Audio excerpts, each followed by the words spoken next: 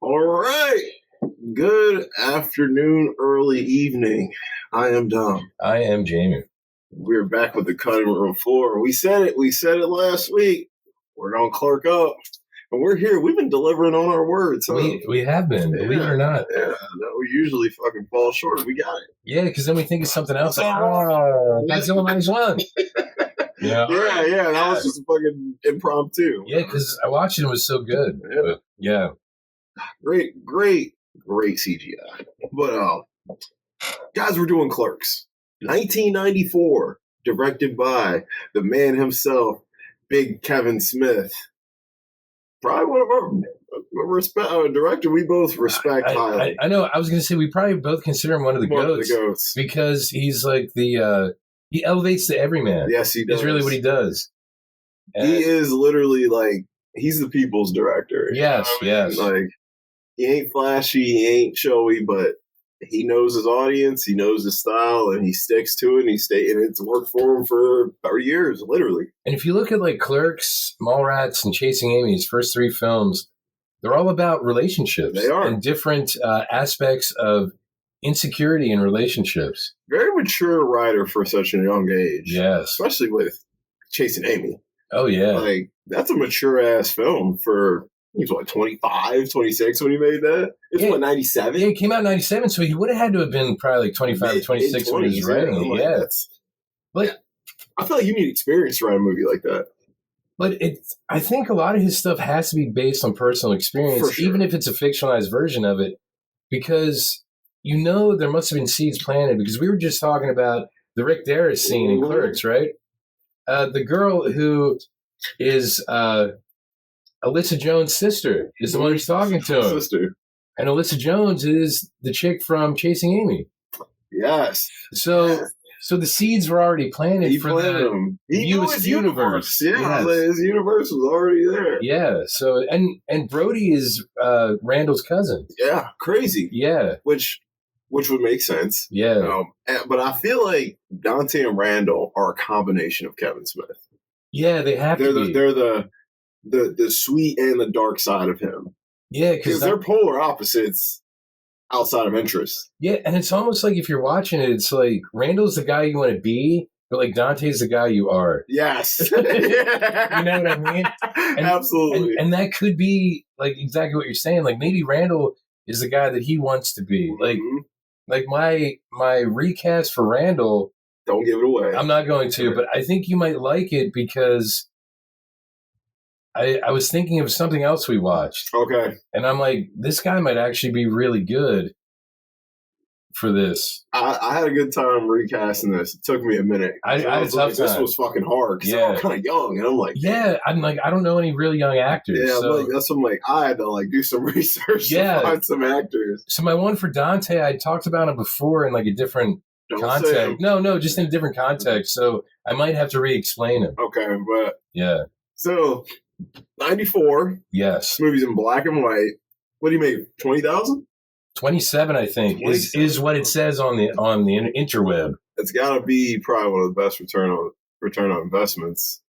Because with DVD sales and shit like that movie's had to have made a few million. Believe it or not, that and I would say El Mariachi. I think that was a big one. I was thinking that was made for like $5,000. It was 5,000. Yeah. So Blair Witch. That was probably made. It was like 30 or 40, and it made $100+ million. Yeah, yeah. I think it's like the biggest indie film. You know what? As far as profits. Well, I know like Rumble in the Bronx. It had to be cheap too. Yeah, it made for like $1 million. It made 32, so it made 32 times. So obviously Blair Witch would have made more. Mm-hmm. But the year Rumble in the Bronx came out. What is that? It was a bigger 90? hit. 89, 90, 91? It was actually like 98. Damn. So it was the Jackie Chan movie? Yeah. So it was actually you know what? No, you're right. That's way newer than I'm thinking. It was a bigger hit than Titanic because it made more money based on the budget. The budget, yeah. Yeah. So even though Titanic was like a $200 million movie or something. Yeah, so it only made like 10 times its budget, whereas, Rumble in the Bronx made 32 times. Yeah, it's like, hey, my movie made more money than yours technically. Technically. Of course. But, I mean, this is definitely one of the best directorial debuts, one of the best indie films. Just this film kind of started the mumblecore genre, if you really want to break it down like that. This was. No, once again, what is mumblecore? I know you told me before, but just for anyone who doesn't know. It's just dialogue-heavy movies with people in their early 20s, mid-20s, early 30s going through life. So it's basically like when I write a short story, like I have been, that's pretty much what I write. If you wrote a movie, it would probably gear towards that genre. Yeah, because this is like what I grew up on. Singles would be a mumblecore movie. Oh, you know what I mean? Fantastic. That would be a mumblecore movie. Or like, Greta Gerwig and Noah Baumbach kind of made them really popular in the early mid 2000s. But they would have cut their teeth watching. They definitely did. Yeah. For sure. Noah and Greta have probably seen Clerks 100 fucking times. Yeah. Oh yeah. So I think this kind of started a genre, and then it's funny. This movie came out in '94, same year as Pulp Fiction, another movie that was praised for its dialogue. And so we got this new wave of directors who were writing very situational dialogue that people could relate to, dialogue that people actually have with each other in the fucking streets. Like all the conversations in Clerks are conversations you probably had before. Or a similar one, where it's not this movie where it feels fake. This feels like a movie. Like you said, Dante is a relatable dude. Randall's a relatable dude. Like everyone knows a Jay in their life. Everyone knows a burnout drug dealer dude who just fucking is. You know what I mean? Like everybody knows a Randall, some pretentious asshole, thinks he knows everything. Yeah. Everyone knows a Dante, a kind of pushover-y guy, but you just can't help but love him. Everybody knows the town slut, Caitlin. You know what I mean? Everybody knows. Yeah. So these are all relatable characters, as goofy as they might be. In your early 20s, late teens, you know people like this. Yeah. So I think this movie, because I think it's started a revolution, bro, with young people in their late teens and 20s and early 90s. Like, it hit you hard. Yeah. Because you probably, up until then, what year is Singles, 92? Yes. So Singles was probably one of the only films you had seen of that kind up until Clerks. Because I didn't see Slacker until after I saw Clerks, because Kevin Smith in interviews said that he was influenced by it. And Slacker's what, 91? I think it's 90 or 91. Yeah, that's a good one too. But this really helped explode the indie independent film. Hell yeah. Like low budget. Low budget. Yeah, this low. Because even Pulp Fiction, I think, had like a $2 or $3 million budget. And you can tell it's more polished. Yeah, and it's got fucking big name actors in it. Yeah. So even like, Sam was still kind of new at the time, but John Travolta, but his career was on the down. Because it was after... this was after Look Who's Talking. Yes. And it's like, oh, jeez. But people still knew who he was. Yes. And you got Bruce Willis, dude. Yeah. You got Vin Rames. Like, that was kind of an early film for him, too. Yeah, because no one really knew who he was. No one really knew him or Uma, really. Because Uma was in, like, Dangerous Liaisons when that came out, like, in 89. Yeah, I was like, what's that, late 80s, right? Yeah, but, like, she was super young. She was young. So this was, like, her coming out party. Yeah. Definitely Sam's coming out party. It rejuvenated Travolta's career. Yeah, he got mad roles after that. Yeah. Then he did Battlefield Earth. We're going to talk about that. No. But yeah, so let's throw some stats out. Yes. All right. Rotten Tomatoes, 90%. Wow. Good score. Wow. IMDb, 7.7. Really good score. Letterboxd, 3.8. Another good score. Wow. So this movie, critically and from users, is clearly loved. I don't know anyone who doesn't like this movie. I had a friend. She was like, I seen that when I was younger. I didn't like it. I was like, I think you need to revisit. You're a little older now. Yeah. You've worked a job. You've experienced some life. And she worked at a Wawa. So I'm like, relate to this movie. Just had her watch it. She was like, I fucking love it. Yeah. I was like, you can't help but love it. I'm like, and see, I loved it. I saw it. I was like 11 or 12, bro. Me and some of my skater homies would watch it. And like, one of my boys was like, dude, you need to watch this. And I was like, whatever. So we sat and watched it. I was fucking dying. Ended up watching that shit like 3 more times that week. So so I was like, I fell in love with it right away. Even though I couldn't relate to it yet, I still knew what I was watching was magical. So let's get into it. All right. So this movie, it's very simple. I mean, it is. It's a day. It's a day in the life of a store clerk at a convenience store, and a guy who works at a video store is connected. Yeah. So it starts out, and it's his day off. It's his day off, which is the main thing. Yeah, and his mantra is like, "I'm not even supposed to be here today. Supposed to be here today. You sound like an asshole." Yeah. But sorry, we'll say that for quotes. Anywho, so first things first, let me just say this: this movie has a lot of quotes. This is a funny ass movie, but you gotta have a special sense of humor to like it, to appreciate it. Of course, there's jokes in it that everyone can relate to, but there are some jokes you're like, what? It's funny as hell. So Dante, our main character here, he, first of all, this movie's in black and white, so I think it gives a lot of character. I think it makes it. I think it's good because it makes you focus on what's happening and what they're saying, because you're not distracted by pretty colors and things. Yes, yeah. So I think that was actually kind of a smart move on his part. I would like to see it in color, though. That would be. I just want to see what they look like in color back then. Well, like I said, back then, yeah. Now I've seen them in color. I'm right, because I'm like, man, I would have thought Veronica would have grew up to be a pretty good looking older lady. And man, that just didn't happen. What? I wonder what Caitlin looks like now, though. She's in the ground. So what she said? Yeah, Caitlin died. Yeah, she died a few years ago. I guess that's why she wasn't in Clerks 3. That is exactly why. Okay.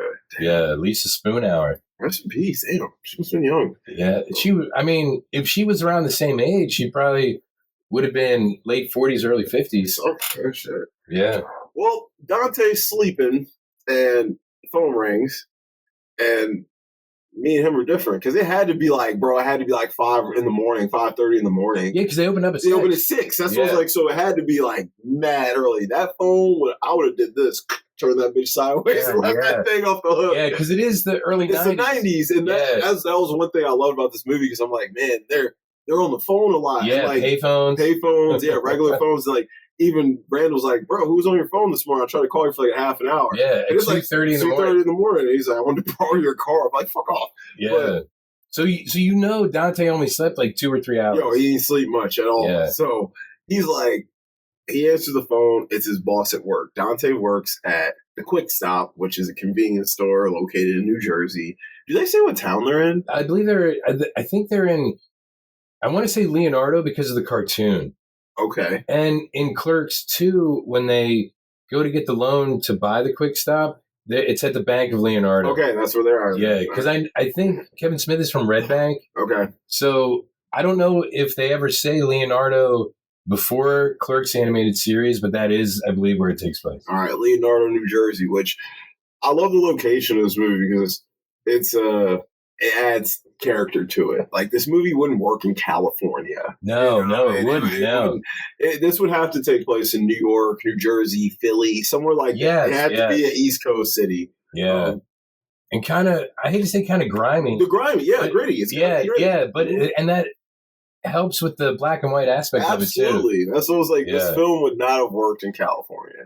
First of all, they ain't playing hockey like that in California. No. They're like, they're like, we're gonna close the store. We're gonna go to the beach and surf or do something like that. That's what it'd be. It's a totally different movie. Different movie. Yeah, it'd be a totally different movie. They work at some fancy little bougie place probably. But so they're in New Jersey. He gets the phone call to his boss. He's like, "Hey, bro, I need you to come into work, bro." And he's like, bro, I'm off today. I'm playing hockey too. He's like, bro, don't worry. I'm going to come through. I'll be there at noon so you can play your game. And he's like, but I closed last night. I'm fucking tired. Yeah. Which, I'm like, bro, if he closed last night, he'd probably close at 9 or 10, maybe even 11. Yeah. Because back then, convenience stores were open kind of late. Yeah. This could have even been midnight. We don't know. Yeah. I'm like, because this is way pre-COVID before shit closed early. So I'm like, dude, they could have easily been. I'm saying no earlier than 10. They were probably open until at least 10. So, because it's a convenience store, people need shit late at your convenience. So yes. I'm guessing it was probably 10 because it was dark as shit when they left. Yeah, and I don't know what time of year it is, but definitely is not cold because they're wearing very light jackets or flannels. They're not wearing coats, so it's not winter. It's maybe early fall or something. Yeah, because it's his girlfriend and Caitlin are still in school. They're still in school. College. So it's one of those. It's either late spring or early fall. Yeah, one of those. Winter. Yeah. So that makes sense. So he's like, whatever. If you're coming in, he's like, you promise you're being at noon? And he's like, swear. Yeah, swear. Yeah, swear you're being at noon. I don't know why I believe that motherfucker. But anyway. Swear, I'll walk. I'll walk, yeah. I would have fucking walked. You see me walk. You see me trying to, yo, you close? Yep, shit. But, so he gets up and he fucking buckles like a belt, as you'll hear later, because Dante's a pushover. And he don't know how to stand up for himself, which Randall does, which is like they both see things in each other that they admire. But we'll get to Randall. So Dante gets up. He gets newspapers. He takes them out the fucking little newspaper say he takes the whole stack. Because you're on a trust system back then. Yeah. You know what I mean? Yeah, like you put your money and you take one. Yeah, you take one. This dude took probably 15 or 20, bro. Which, I mean, if you're a scumbag, it's smart because he's going to sell them for $3. Yeah, yeah. He bought that paper for like $1.50 at most. Back then, it might have been a quarter. Yeah. Because if it was a daily paper, because back then, $1.50 would have been the Sunday. It would have been a Sunday, yeah. So it was probably maybe 50 cents at most. Yeah. And he's probably selling them for at least $2. Yeah. It's a convenience store, so you gotta pay the markup. Shit, don't buy a 3-pack of condoms for the convenience store. It should be like $8. Yeah. Like, damn, I should have went to Walmart and got the 12-pack for $5. Yeah. You know what I'm saying? So, but anyway, we've all made that mistake.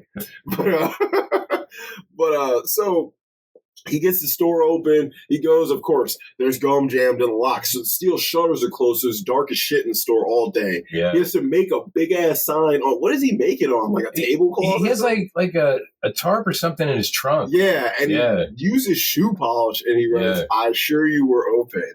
On the outside of it, really big. Yet everyone still comes in and say, you open? Yeah. Oh my God. You didn't see the giant sign. I mean giant. Not one of the little paper signs you take to the door. His thing was fucking huge, bro. So he opens up the store and he gets everything ready. And, you know, the day starts out already weird. You know what I mean? Oh, yes. So he opens up. Who's the first customer? The guy with the coffee. With the coffee. Yes, yeah, he was the first customer. So this guy comes in, regular looking guy. He's got a 90s ass haircut. He's got like a dress shirt, a tie on. Figure he's going to work, right? Comes in, buys coffee. He says, hey, man, you mind if I drink this here? He says, sure. The dude's sipping the coffee. Somebody comes in, pack of cigarettes. He said, pack of cigarettes? You sure you want to do that? He's like, yeah. He's like, So the guy starts talking to the guy, and he pulls out. He asked the magic question. How long you been smoking? Yeah. How long you been smoking? Since I was 13. Since I was 13. He's like, and you look like you're what, 19, 20? That dude like he was 30 years old. Whatever. he's like, yeah, like 19, 20. He's like, he pulls out, he opens his bag and pulls out a big ass black lung. And it looks terrible. It looks like a fucking, you ever go to like the meat market and see those big ass, like, I don't even know what they are, slabs of meat you can buy because it's in black and white. Yeah, so you don't know what you can't really tell what it looks like. Yeah. It looked like something from a butcher shop. But he's like, what the hell is that? He said, that's your lung. He's like, that's the path you're headed on. He gives me a whole thing about this guy who used to smoke his cigarettes through a fucking tray crate and everything. He's like, they came out of a 60-year-old man. 60-year-old man. Gross. He was like, this is the path you're headed. Smoking through a hole in your neck. You want that? Well, if it's already too late. Yeah. Yeah. That dude was like, I don't give a fuck. So he's like, oh, hold on, bro. Why don't you try some gum? Here, try some Chuli's gum. It's cheaper. It's better for you. And he pulls out a picture, and he's like, what the fuck is that? He's like, it's a disease lung. It's a disease lung. He said, keep it. Keep it. Yeah, keep it. Because if the kid goes to hand it back to him, he's like, keep it. Keep it. And he's like, you know what? I'll just take the gum. And Dante's like, listen, bro, I think you should drink that outside. He's like, nah, I think I'll drink it right here. He's like, look, if you're going to drink that here, please don't bother customers. He's like, all right, I'm sorry. Dude immediately comes up, pack of cigarettes. He's like, what's that? What's that? How long you been smoking? Yeah. So dude, all these customers come in. And this guy riles these motherfuckers up and starts a mini mob, and they're blaming Dante for selling them cigarettes. Cancer merchants. And they're throwing cigarettes at this man, bro. I'm like, listen, bro, you scoop all them bitches up and sell them for Lucy, you make some fucking money, bro. Like, back then, you buy a Lucy for what, a quarter, 20, 50 cents? Like, probably a quarter back then, because they went up to 50 cents even, like, in the early 2000s. So, like, probably a quarter, bro. Shit, I'd make a killing. If you look at the cigarette prices, they were like $1.50 for some. Like, man, it's like cigarettes were cheap as shit. I think cigarettes were like $12, depending on what kind you smoke. So he's like, all right, he's like, you got this riot going. These guys are throwing cigarettes at him, and they're cancer merch. And it ain't his fault. He didn't make the fucking cigarettes. He just works there and sells them. It's like, he didn't even buy them for the store. Someone else did. I'm like, bro. So these guys are fucking ganging up on him. And his girlfriend, Veronica, pops up and sprays everyone with a fire extinguisher. And she breaks up the mob. She finds out this guy ain't no anti-smoking dude. He's a fucking Chuli's gum representative who, that's what he's been peddling this whole time. He's getting these guys to buy gum, which I'm going to tell you right now, if I'm hiring a guy for this job, I'm hiring this fucking dude. He got them dudes buying gum. But the best is after, like, the dust clears and everyone leaves, the guy's coughing. He's got fucking, he's got cigarettes. And Dante's reaction to him is perfect. He's like, he just slams him on the fucking counter, just slams him, bats him down. I might punch that guy in the face, bro. I don't have enough indignities in my life when people start throwing cigarettes at me. So, they clean up the cigarettes, whatever, and him and Veronica sit behind the counter. He paints her fingernails, and he puts some loose change, a couple $1 bills on the counter, and leaves a sign that says, take the proper change. Yeah, be honest. Be honest, yeah. And she's like, you're so trusting, people are going to take the right amount. He's like, honestly, people see money on the counter, no one around, they think they're being watched, which is true. Because I would think... Honesty through paranoia. Yeah. If it was me, I'd be like, somebody in this motherfucker, bro. There's a dude around. You know what I'm saying? Like, it'd be my luck. I snatch it, he comes walking out the back as soon as I'm reaching over to grab it, you know what I mean? So I'd be the same way. But... they're sitting there, he's painting their nails. They're having a conversation. One of the funniest. Oh, one of the best conversations. So they end up getting on the topic of sex with men versus women. And Dante explains to her how he has a theory that women just have to be there. And that making a man come is standard. It's simple. It's nothing. Which... he's partially true, but obviously a woman doesn't just have to be there. Yeah. We've all fucked a dead fish like, that was terrible. We've all had a dead fish. Wow. Trust me, it's more than just being there. Trust me. Women got techniques. They got moves too. They gotta be, and for me, bro, you gotta be in it. Like if a woman doesn't seem interested, it's not worth it. Yeah, I'm like, fuck this. You know what I'm saying? Yeah, or not. Don't fuck this. Or don't fuck this. Yeah. Yeah. Like, you're right. So he's like, now making a woman come, therein lies a challenge. He's like, a man makes a woman come, or a woman makes a man come is standard. A man makes a woman come is talent. Which there is some truth to that. Yeah. Because every woman's different. They are. And every woman gets off on different things. So like, some women get off on hard penetration. Some women need it oral. Some women get off on the sensuality of it. The buildup. I've met so many women like, bro, the foreplay is the best part. The fucking's cool, but the foreplay is what gets me. Then some girls are like, I like getting pounded out. You know what I'm saying? Bend me over, pull my hair, smack my ass, buddy. So, I mean, you know what? I've had them all. I've dealt with all different types of lovers, and it's all fun. It's all different. Chicks come with their own surprises. So I don't agree with him on his theory that they have to just be there. I'm like, you fuck 12 girls. I don't believe it. Because if you would not say that, you've got enough women to know that that's not true. Because I'm like, one of them 12 will be a dead fish. You know what I'm saying? But he dated Caitlyn for 5 years. Exactly. Where you rack these up in the last couple years? Yeah, in the last 3 years. No. The way she did him, he was like, I need to get it out. Yeah, that could be. Yeah. So she was fucking everybody but him. Yeah, that's true. Sure. So she's like, how many women have you slept with? And he's like, have we had this conversation? He's like, including you? Maybe. He's like, better be up to and including me. Up to and including me.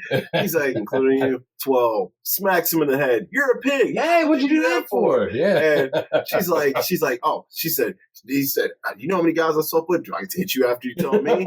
3. He said, really? You really fuck 3 different people? She's like, yeah, I'm not the pig you are. And the bombshell, it makes it so much funnier when you know what's coming next. Yes. Because you're like, really, bitch? You know what I'm saying? Yeah.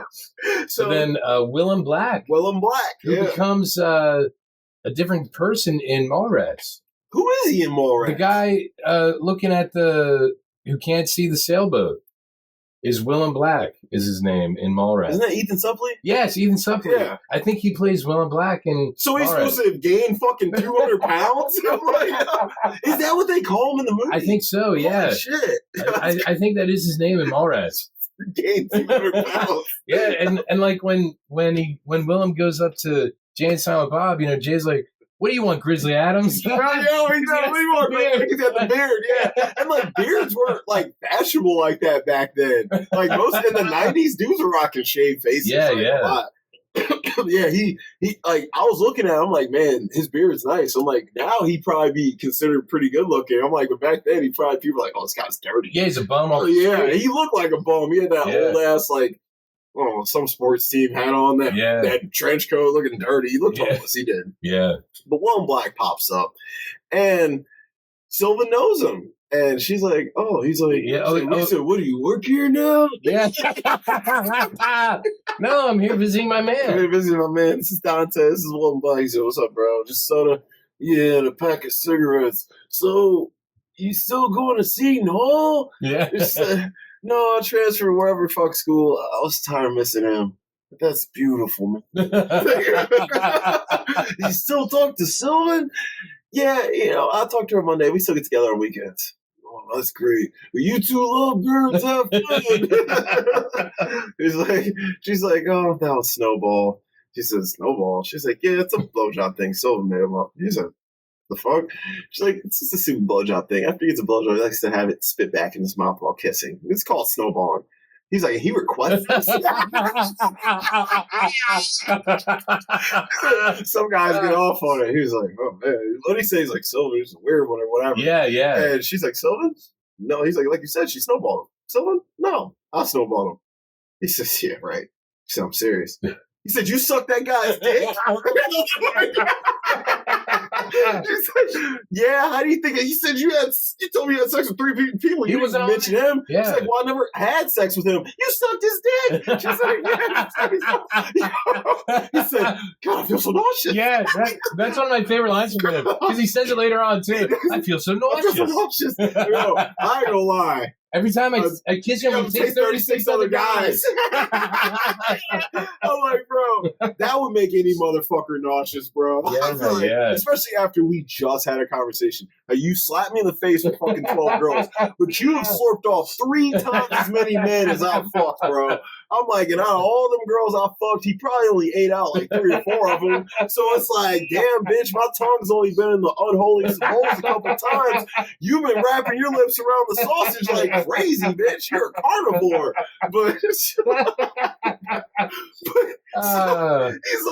he's like, yo, I start arguing. He's like, how many dicks? How many dicks have you sucked? How many? And, yo, there's a customer there. Yeah.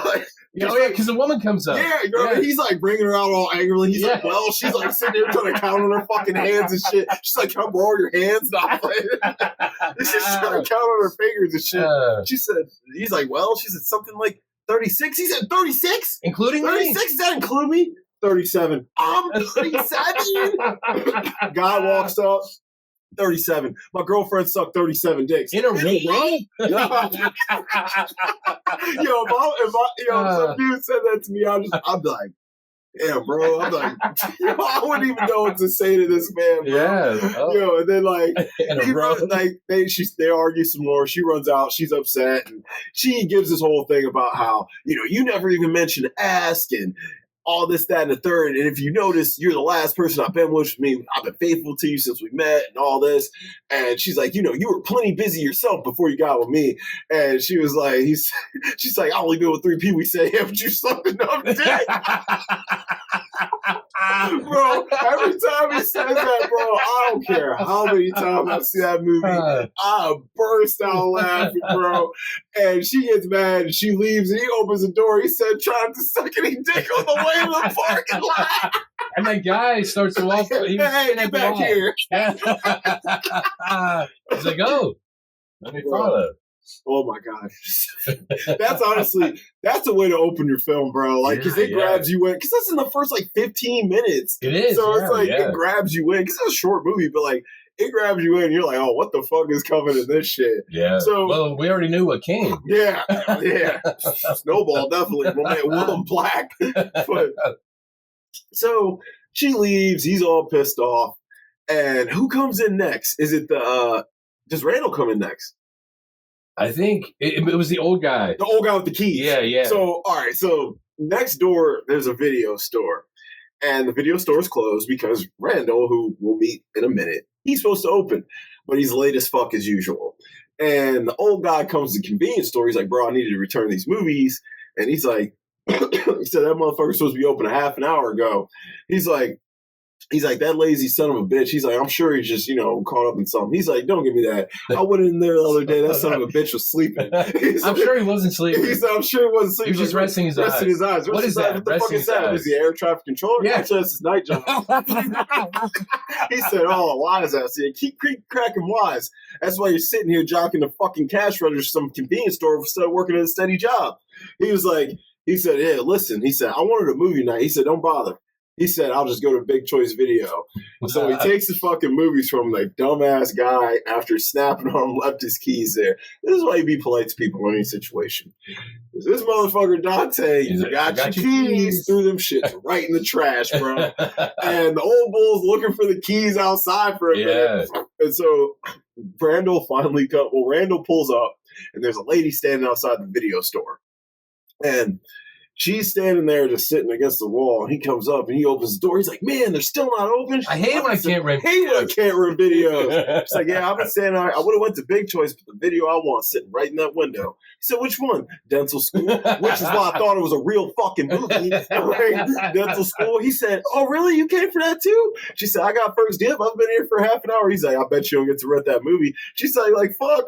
He's like, I bet you $20 you don't get to rent that movie. She said, all right, asshole, you're on. So he goes into the convenience store, bullshits with Dante for a minute, takes the movies. He's like, motherfucker, you're late. He said, ain't you supposed to be off? He's like, shit, if I would have known you was here, I would have come even later. And he grabs the movies from him. He goes, and the dude, he opens the door for the chick. She goes in. He sees the dude looking for his keys. He said, hey, son, you seen a set of keys around here? No time for love, Dr. Jones.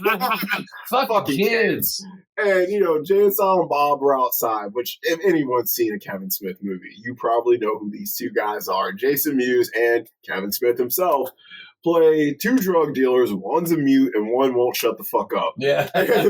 Which is why they're perfect for each other. Yeah, that's true. I've always got along well with the quiet girls. I won't shut the fuck up, and they just like to listen. So, whatever. But these motherfuckers, they're outside being stupid, talking about how they're going to fucking go to this party, fuck all these guys, I don't care if she is my cousin. I don't care if she is, but I'm going to knock their boots again tonight, bro. I was like, my God. He said, man, get 3 guys in a row, suck you, line them up like a circus heel. Yeah.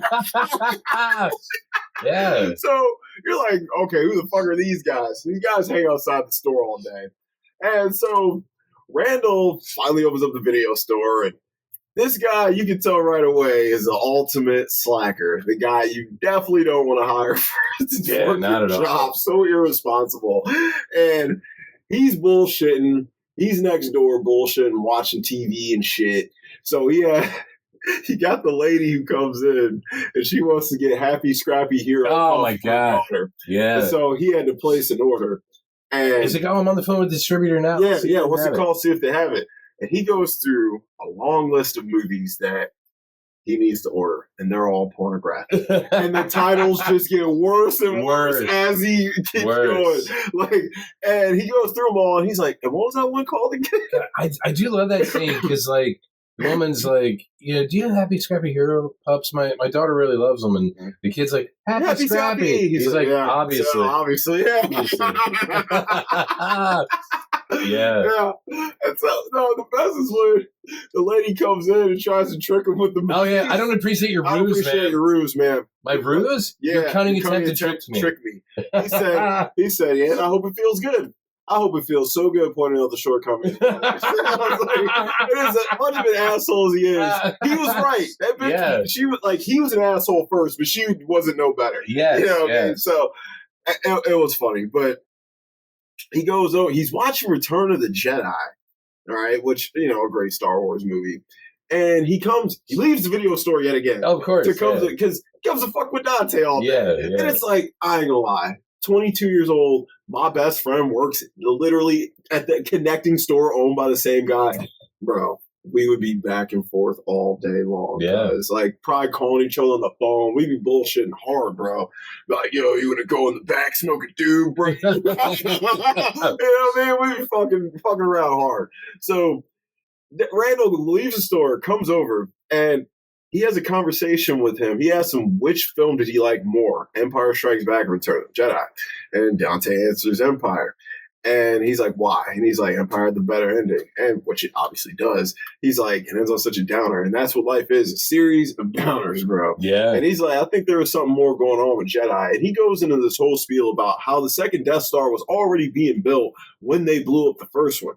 And how they would hire anybody to get the shit done as fast as possible. And how all these hired help, they were just, innocent bystanders when the rebels attacked the fucking Death Star. So, they were just innocent people doing a job who got killed, wrongly. And there's a guy in there, older guy, he's a roofer, and he's listening to their conversation. He comes over and he says, I'm sorry, I don't mean to interrupt, but what are you guys talking about? It's like, we're talking about the end of the Return of the Jedi. And he explains to him what the argument is. And he's like, well, let me tell you this. I'm a roofer, independent contractor, and I'll tell you, personal politics absolutely comes into play when selecting a job. And I think this is one of the most interesting conversations they have, because I agree with this roofer very much. He basically tells a story about how he got offered to do a house on Babyface Gambino, the gangster. The gangster? The gangster? Yeah. The gangster. Yeah.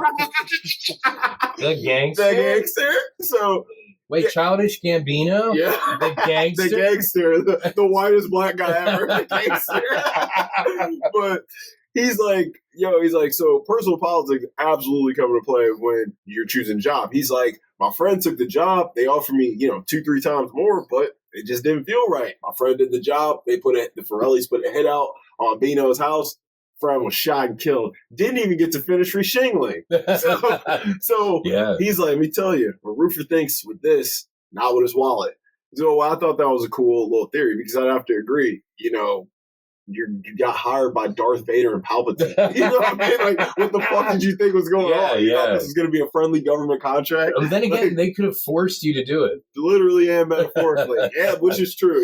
Hey, Bill, which that's likely what happened. Yeah. But it was an interesting conversation. So he goes back over, who's the next customer? Is it the egg dude? It might be, yeah. Yeah, you have. Yeah, and then the woman comes in. Yeah, you got the egg dude.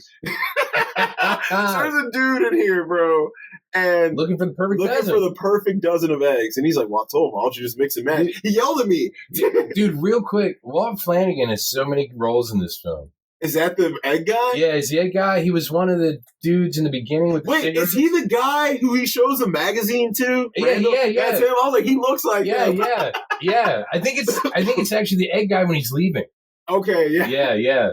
All right. Because he has the same hair. Same haircut, and the glasses, yeah. That's funny as hell. But he plays a few different characters throughout the whole thing. Couldn't afford more actors. Yeah, like all his friends are in it. Homies. Yeah. So... the guy's like going through he's doing endurance tests and all this. Yeah. And he's like, look at this shit. This is fascinating. And this lady comes in and she explains to him like how she's like, he's probably a guidance counselor. And she's like, what would you do if your job was that meaningless? Yeah. I'm like, well, goddamn, man. Yeah. I had great guidance counselor, man. I'm like, I wouldn't say all that, but she's like, that's why it's important to have a good job, guys. That's why I manually masturbate caged animals for artificial insemination. And they just look at each other. I'd be like, huh? I'm like, okay. And the dude's all sad and he starts breaking eggs on the fucking window and it's funny. They have a conversation about he's like, man, I can do without the customers in the video store. He's like, which ones? All of them. Yeah. He's like, they come in and he's like, the shit they rent, you have to be devoid of any fucking brain cells. He's like, you got that movie with that guy who was in that other movie from last year? Yeah. Now I worked in a video store, so I know this shit is all true, bro. Dude, I've had people come, bro, you remember that one movie? It was an action movie, right? And the one dude from the other action movie was in it, and he's beating the shit out of all these guys. You know what I'm talking about? Yeah, bro, I know exactly what you're talking about. That's not 30 of those don't get made a year, but okay. Yeah, Missing Action 2, the beginning. That's exactly what it is. Like, bro. Chuck Norris. What would you get for a 6-year-old boy who chronically wets his bed? Yeah. Ooh, Navy SEALs. Ooh, Navy SEALs. Do you have any new movies or anything? Yeah. The whole new release standing right under it, bro. He's like, what customers you hate? He said the milkmaids. Oh, yeah, the milkmaids. He's like, you know those old ladies who come in going through every gallon of milk looking for that later date. Like there's one that just won't expire for a decade. And I'm like, bro, listen, my grandma was a milkmaid. She would spend 10 minutes looking at milk. I'm like, wow. The biggest gap in dates is 3 days. I'm like, yo, just take one. You're going to finish this shit before the expiration date anyway, bro. I'm like, you run through a gallon every 3 days. This shit's going to be gone. So I'm like, how much cereal we eat in this fucking house? Are you kidding?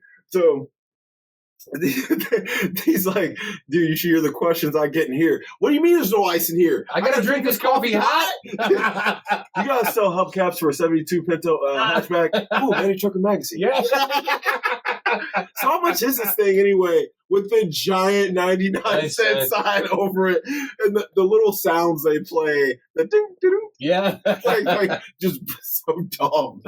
And you know, the day is going on, and fucking, it's 2:00. So Dante is like, hey, bro, where you at? They're like, yo, this motherfucker went to Vermont. Oh, yeah, it's after 12. It's after 12. Yeah, it's after 12. So he's like, yo, where's this motherfucker at? He's like, he knows I got a hockey game. He's like, he really went to Vermont? He's like, when's he going to be back? Tuesday? he's like, bro, he's like, he really did that shit. He's like, he didn't say a word, not a word, that slippery shit. He's like, you know, I'm pissed off. Missed the fucking game. He's like, man, why'd you apologize? What? He said, I heard you apologize. You got a right to be mad. He's like, you buckle like a belt. I don't buckle. He's like, I'm just telling you how it is. I'm sorry. He said, look at you. And that scene shows you a lot of Dante's character. He's a fucking pushover. Yeah. If that was me, out.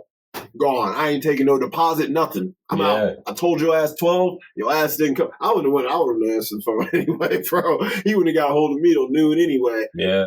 But he's a pushover. And so he's like, man, we gonna play hockey at the fucking store, bro. He's like, let's do it. He's like, well, where are we gonna go? He's like, we gonna what are we gonna use to block off the street? Block off the streets. We're not playing in the street. Yeah. And so they call the homies, and they're like, yo, let's play on the roof. So the homies come through, and they're gearing up, and he's literally about to close the store to play fucking hockey.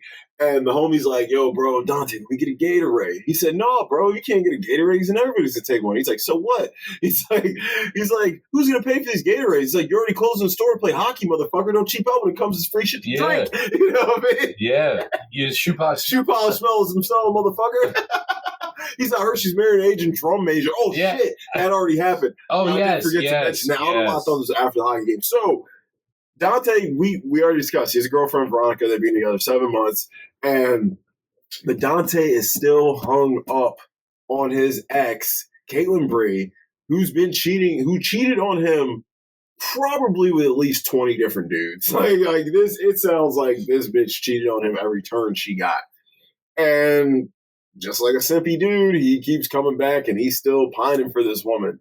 And he's like, besides the cheating, we had a great relationship. Yeah. Okay. Well, that's what high school was about. Yeah. Bad lunch and infidelity. Yeah. But he's all like, yeah, we've been talking on the phone and, yada, yada, yada. We might get back together, blah, blah, blah. Then he gets the newspaper. It's in the paper that his ex is going to marry an Asian design major.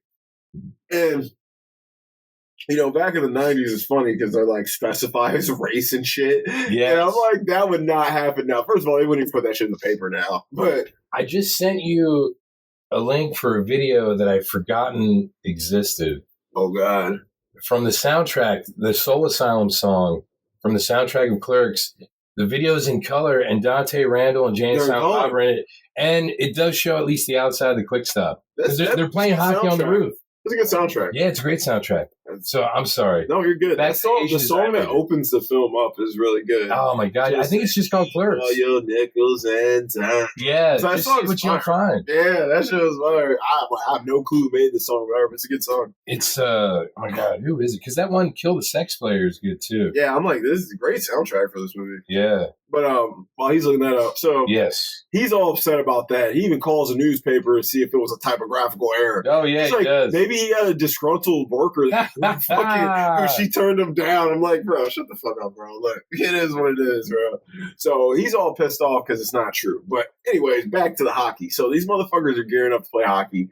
They go on the roof. They close the store. Of course, they close the store. People are pissed off. Love Among Freaks, and the song is called Clerks. Okay, but yeah. Did they made that for the movie? Yeah, I think they did. Oh, yeah. Okay. It must have been some local band he knew. It might have been because it's in the first cut, but like it sounds like a different version of the song. So they must have polished it up. They're like, hey, it's actually working. Yeah. So they go on the roof. They start playing hockey. They're having a good time. Some dude that kind of looks like Rick Darris, but like a little more greasery.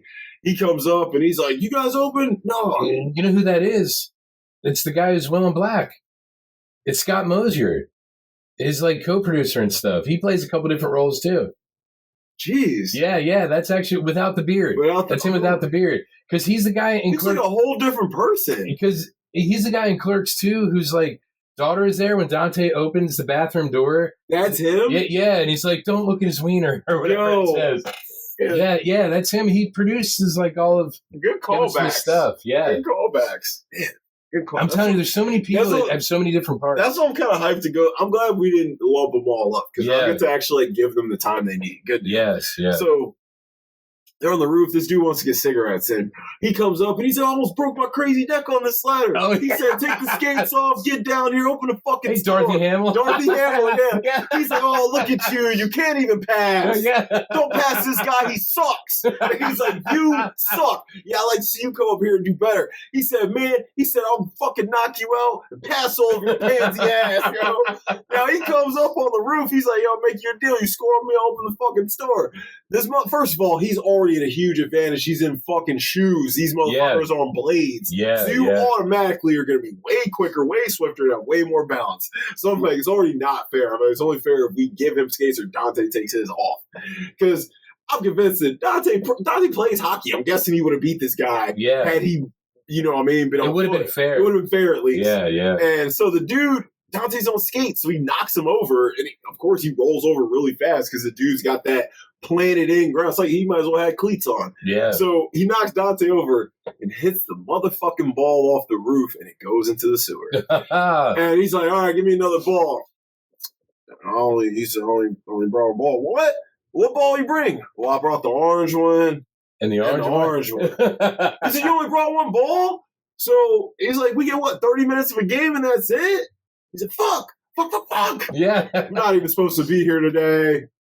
And that's the running quote of the movie. I'm not supposed to be here today. Because all this fucked up shit is happening. On his day off. On his day off. And so he's pissed off because he can close the store basically for nothing. And they drank all the fucking Gatorade. Yes. He said, "Bro, you passed me a Gatorade?" He said, "Hey, what happened on the Gatorade?" Exactly. They drank it all. So opens the store back up. Then Randall comes over and delivers some news. Julie Dwyer died. Oh, Julie Dwyer. Yeah, she died, which she's brought back up in Mallrats. So she died in the pool. And he's like, "Bro, her wake's tonight." He's like, "What? I gotta go. Isn't she one of the illustrious 12? Yeah, number 6. So Dante wants to go to this wake because it was someone he obviously was close with at some point. At least Dante doesn't seem like the guy to just fuck a girl and go away. So he was probably at least friends with this girl. Yeah, I don't see Dante. I'll just have one night stands. He ain't Rick Darris. Have any of the girls you ever slept with died? Not obviously not while you were. Yeah. Isn't that kind of... It's weird. Yeah. Especially because I'm still kind of young. So it's like... Yeah, that is weird. So it's like, dude, a girl I banged, she died... She was like 26, bro. I was like, really? Shit, yeah. I think there's only one, though. Okay. Just one. That was weird. It was weird. I was like, wait, that bitch died? I was like, yeah, what's up? But, she had some problems in the head. I didn't know this at the time. I was just trying to knock it down, which, whatever. I was like 18. I didn't even fuck about the bitch. But, rest in peace. You know what I'm saying? Sorry, she's gone. And unfortunately, it was she did it herself. Oh, very, really? Very unfortunate. That's what I was like. It's a sad story. And I think she had kids too. Yeah. Oh, that's terrible. Yeah, it was bad. But moving on. So he's like, dude, we gotta go. I gotta go. And he's like, I want to go too. And he's like, bro, somebody gotta stay here and watch the store. He's like, you close the fucking store and play hockey. He's like, come on, bro. He's like, dude. He's like, he makes an argument that we should both go. He's like, it's gonna be a social event of the season. Yeah. And he's like, listen, bro. He's like, I hate people, but I love social gatherings. I love social gatherings. He's like, we can't both close the store and go to a wake. He's like, I want to go. He's like, she meant nothing to you. He's like, she meant nothing to you. Yeah. I'm like, at least he fucked her. You know what I mean? He's like, listen, we're not both going. And then they cut, and they're both in the fucking car going to the fucking wake. And they have an interesting conversation about how Randall's cousin died trying to suck his own dick. Yeah. I can never reach. They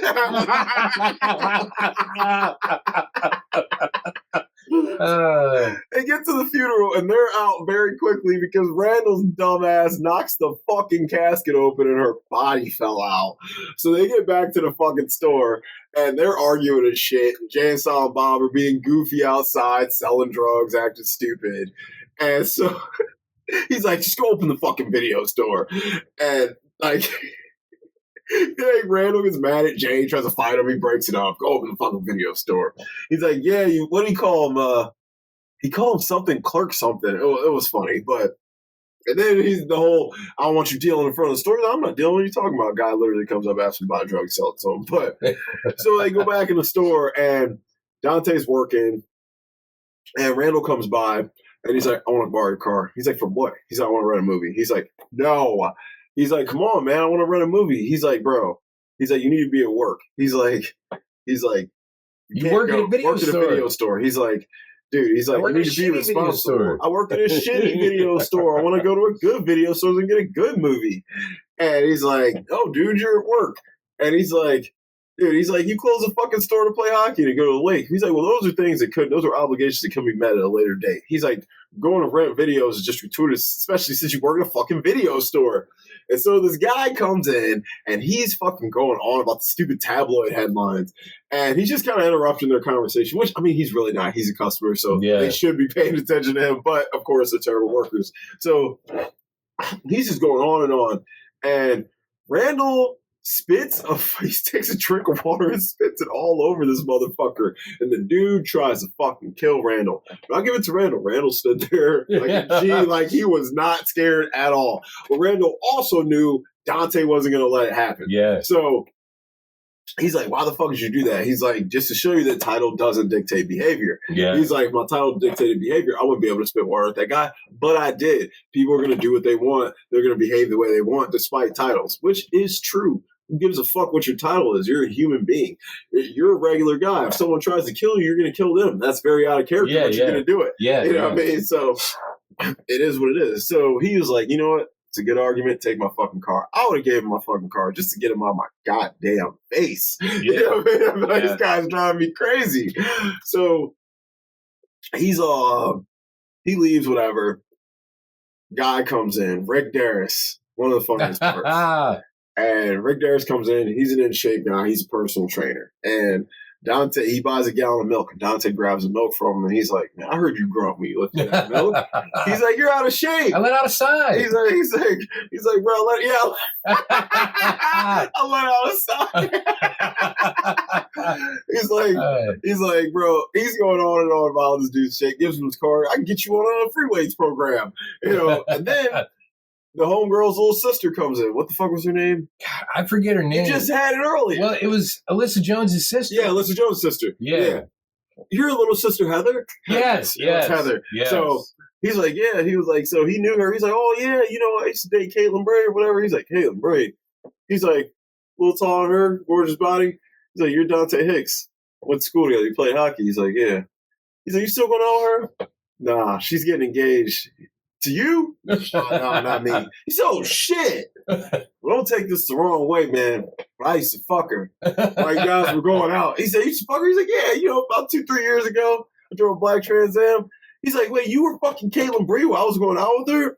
And Heather's like, yeah, dude, she used to talk about him all the time. Everybody knew. I'm shocked you didn't. And he's Rick like, Darris. Rick Darris. And he's like, look, man, don't let it bother you. It was a long time ago. I'm like, dude, 2-3 years wasn't that long ago. No, not at all. And it's new to him because he's just finding out. Yeah, you know what I mean? It's like those fucking chicks like have a kid with another dude, and the dude finds out 15 years later it wasn't his. She's like, but it was so long ago. It's brand new to this guy. Yeah. This is fucking new to him. So look, 18 years. Having on the 18th birthday, found out what he is. I'd be committing a murder. That's all I gotta say. Or two, man. Or two. Because you would find out who the real dad is. Yeah, I'm like, either I'm gonna kill her, you. I just need back pay from you, or I'm gonna kill you. Take your pick. You know, man. You write me a check for $200,000, I'll walk away. Yeah. But so he's all pissed off about this, whatever, and they're kind of trying to convince him and whatever. This dude walks in, essentially a health inspector, whatever. He's like, "Are you Dante?" He's like, "You've been here all day," and he's like, "Yeah," which he has technically, but so has Randall. Yes. Randall's been working the counter too. Randall, earlier in the day, sold a pack of cigarettes to a girl who's probably about 3 foot tall. When you had to lean down to hand her the cigarettes. Oh shit, that girl. Would that make you?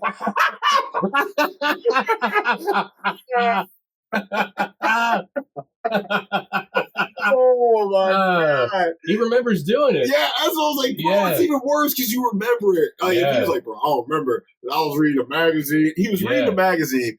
The girl, you didn't even hear the girl ask for him, which was smart because if you heard her voice, that would automatically alarm you. Like, pack of cigarettes. The fuck?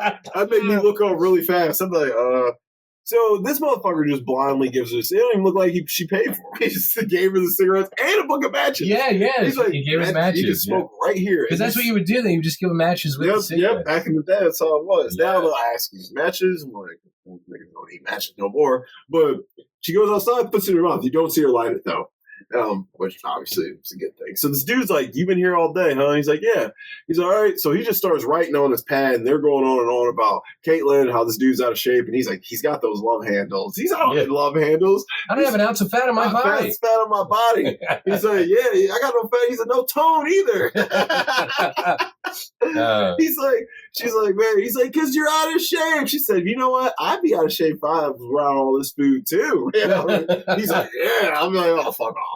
But so the dude finishes writing the ticket. He's like, "Here you go. Here's the ticket." He's like, "Wait, what the fuck is this for?" He's like, "You sold cigarettes to a minor." He's like, "What? I sold cigarettes to a minor." He's like, "I had a mother call here saying that a Quick Stop employee sold her daughter, 4-year-old daughter, a pack of cigarettes at whatever time. 4 o'clock. 4 o'clock. He's like, "You claim you were the only one here, so the fine is yours." And the fine's doubled due to the incredibly young age of the child.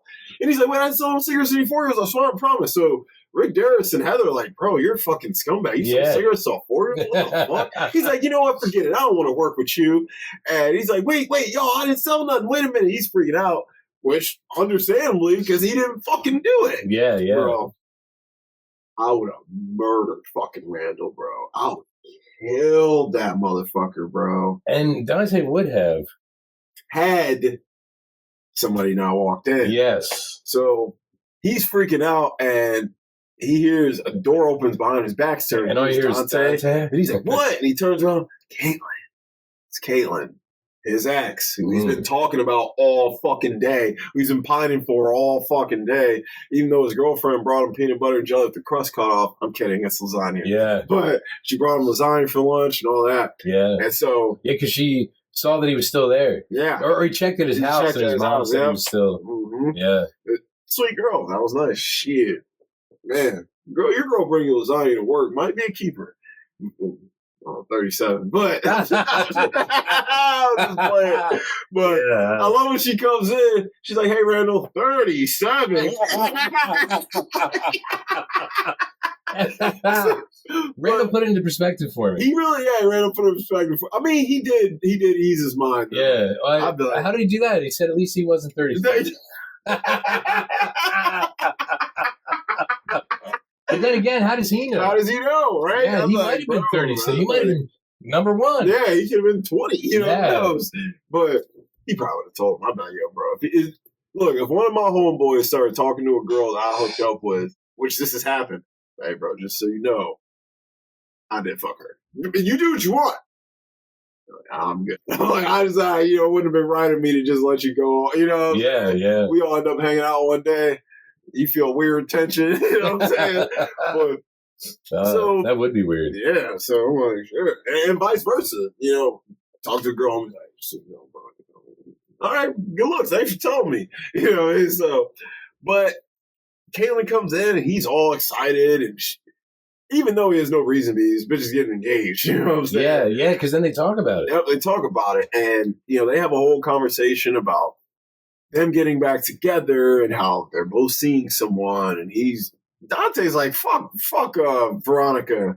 He's like, if Caitlin wants me, I'm done with that bitch. And I'm like, dude, I don't get how you could just leave someone who's so nice to you for someone who's so mean to you. Not that Caitlin's mean to him. It's just she treated him like garbage. Yeah, she don't respect you. He was with her for 5 years, and he's only been with Veronica for 7 months. So I think in his mind, since he is only 22, as we've established, that actually was their age. 22 years old.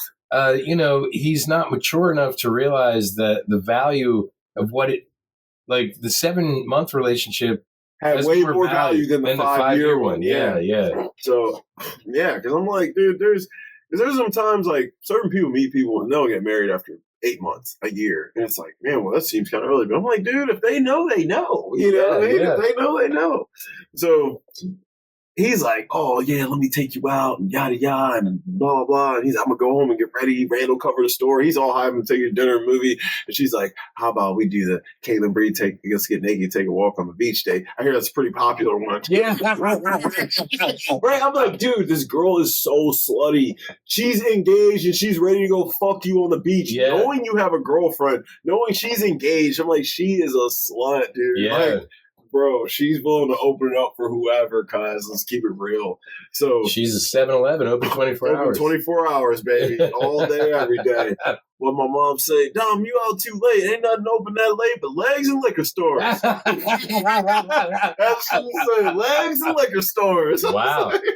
Wow. I was like, Mom, you out. But so now, before she got there, a gentleman came in the store, an older guy, chunky, like Italian dude. I thought he was like Jewish. You're right. He was definitely Jewish. Yeah, for sure. I'm tripping. Oh, thank you, Sonny boy. Yeah, he definitely was Jewish. My hemorrhoids. Yeah, my hemorrhoids. Yeah. Knock the hell out of my hemorrhoids. Yeah, that's what it was. Yeah. I see you got to roll the soft stuff back. Yeah. So this guy comes in, older Jewish guy, and he's like, bro, can I use your bathroom? And Dante's like, fine, go ahead. And then the dude keeps coming back asking for shit. First, he wants a softer roll of toilet paper. Then he wants a magazine to read. And he's like, grab a magazine. So I was hoping to get one of the Jones behind the counter. Yeah. The porno man? He's like, yeah. He said, let me get that one. They draw some of the biggest titties you ever seen. No, let me get that one. They got bigger titties in there. Yeah, God. Thank you, Sonny boy. Yeah. So he goes in the bathroom, and bro, like he said to the lady later, this is before the wake. This is before the wake. So that motherfucker was in there for hours, bro. Yeah, that might have even been before the hockey game. I think it was after the hockey. After the hockey game. It was before the wake, but after the hockey game. Okay. Yeah, it was before the wake, after the hockey game. Because he had to come in first.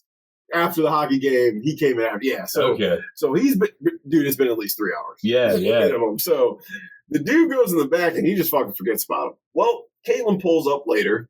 She's dressed up. I mean, 90s dressed up. Yeah. She's wearing like, what was like overall jumpsuit. It looked like something I'd say by the bell. Yeah, bro. It was like a jumper with like a white dress shirt on. Yeah. Definitely some 90s ass shit. Yeah. And I mean, when she came in, she had that jean jacket on. Yes. Looking so 90s. Yes. I mean, they're wearing flannels. It's such a 90s grungy feel to the film, which is great. But fucking Caitlin, she comes in and she's like, yeah, bro, where's Dante? Oh, he went home to get ready for the big date. And they Randall and her have a conversation about how, hey, you heard him, gonna kill you. Yeah. Hey, we both eat Chinese. Bro, I got that quote. She said, isn't that gross? My mother sent that in. But, yeah, whatever, bitch. But so she goes in the back and like Dante pulls up and he's like, yeah, he's like, bro, he's like, Caitlin pulled up. He's like, yeah, she was in the bathroom. I want to check on her. She's been back there on grip. He's like, there's no lights back there. There's no lights back there. That's what I told her. She didn't care. Yeah, the damn owner didn't want to pay the electrician because he owes money to the video store. I'm like, bro, just deduct it from your fucking bill. Yeah. I'm like, all right, you owe me $50. All right, I'm knocking 50 off. Like, I'm paying $50 less. You know what I mean? Deal. Yeah. Fair. You get paid still. The job's done, and you covered your debt. Now you can rent videos again. Yeah, you would think that would make sense. Yeah, that's what I would have did. I mean, shit. But so there's no lights. So Caitlin comes out. She's like, how did you get here so fast? Yeah, how'd you get here so fast? I just walked in. It took me an hour. It took me an hour. I walked in about something. Do you always act this weird after you violate a girl? Like, what the fuck are you talking about?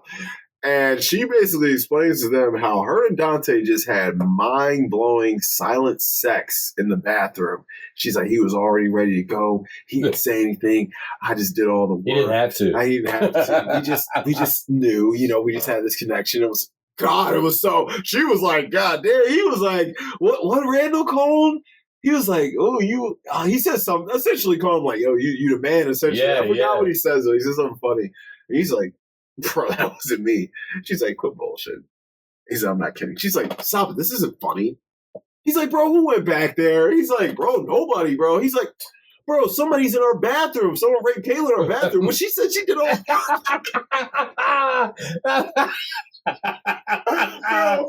bro, I've seen this movie probably over 20 times. I never caught that until this watch. Really? When Randall says that? Yes. Yeah. I started laughing. She did all the work. I started laughing so fucking hard. I was like, oh, shit. He's like, so who's back there? She's like, holy shit. He's like, you just fucked a total stranger?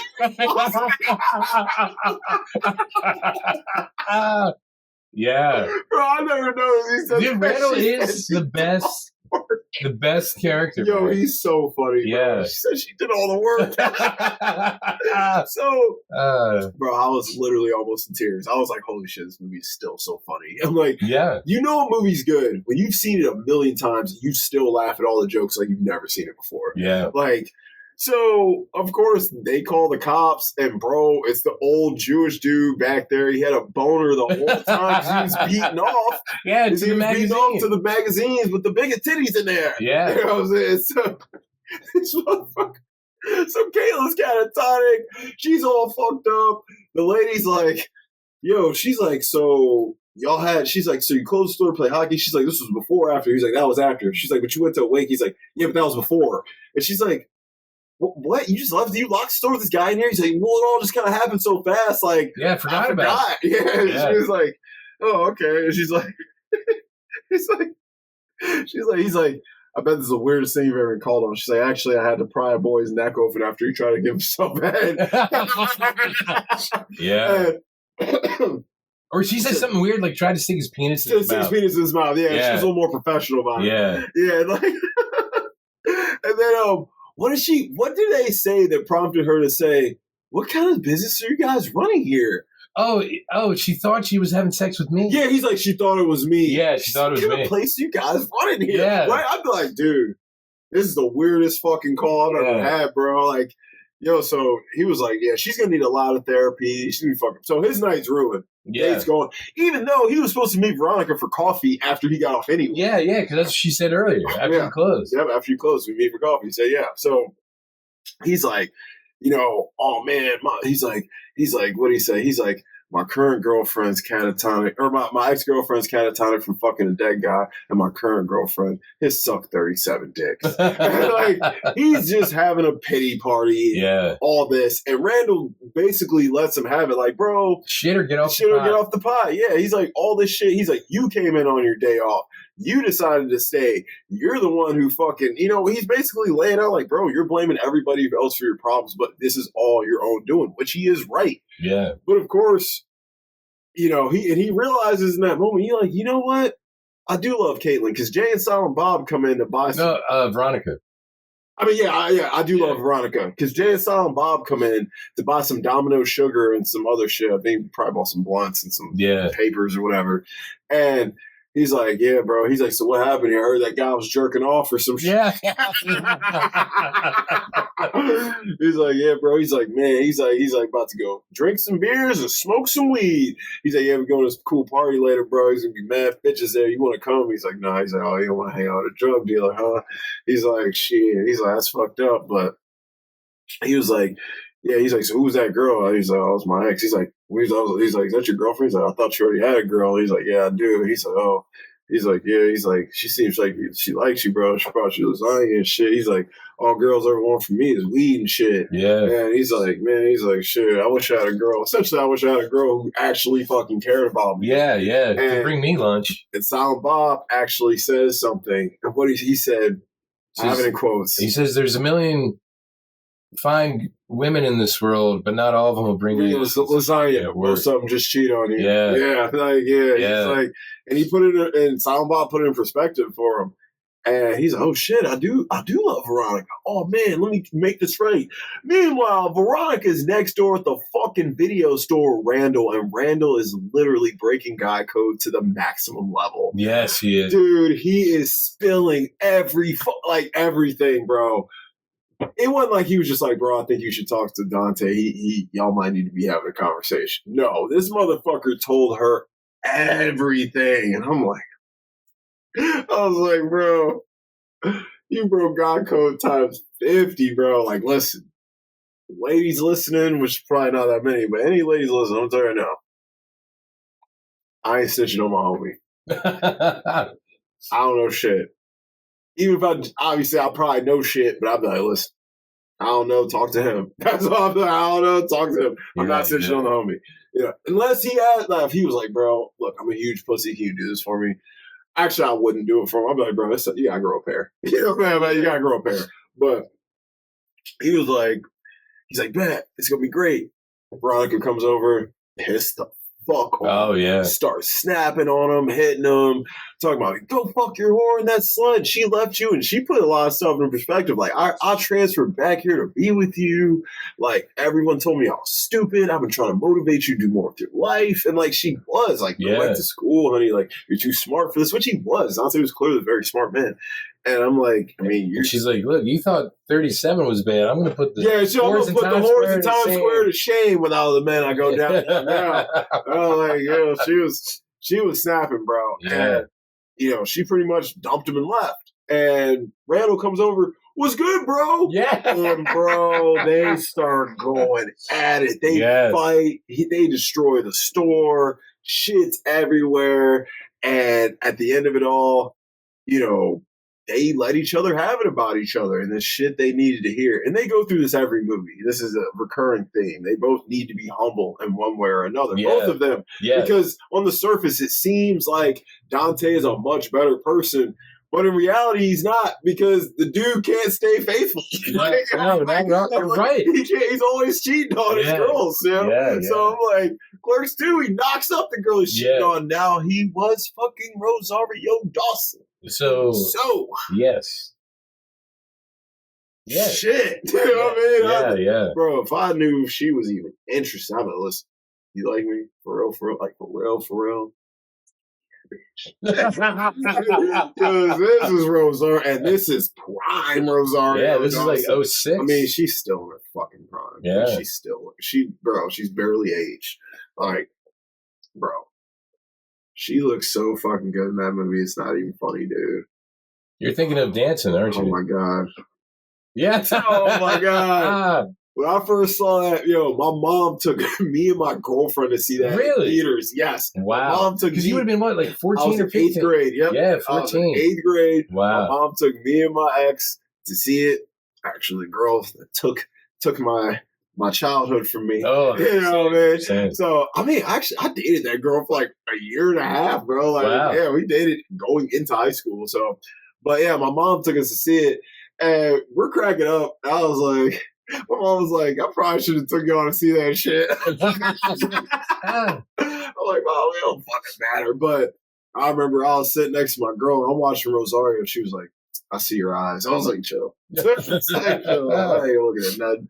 But anyway, so yeah, I'm like, they're both assholes. Like, Randall's up his own ass. He's a pretentious asshole. He's got his issues. He's selfish.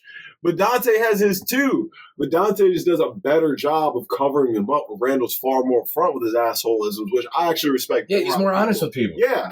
Look, I respect that Hitler was very upfront in his beliefs.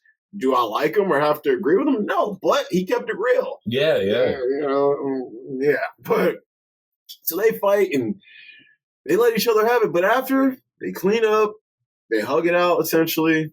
And he's like, bro, look, I'm going to go try and smooth things over with Veronica.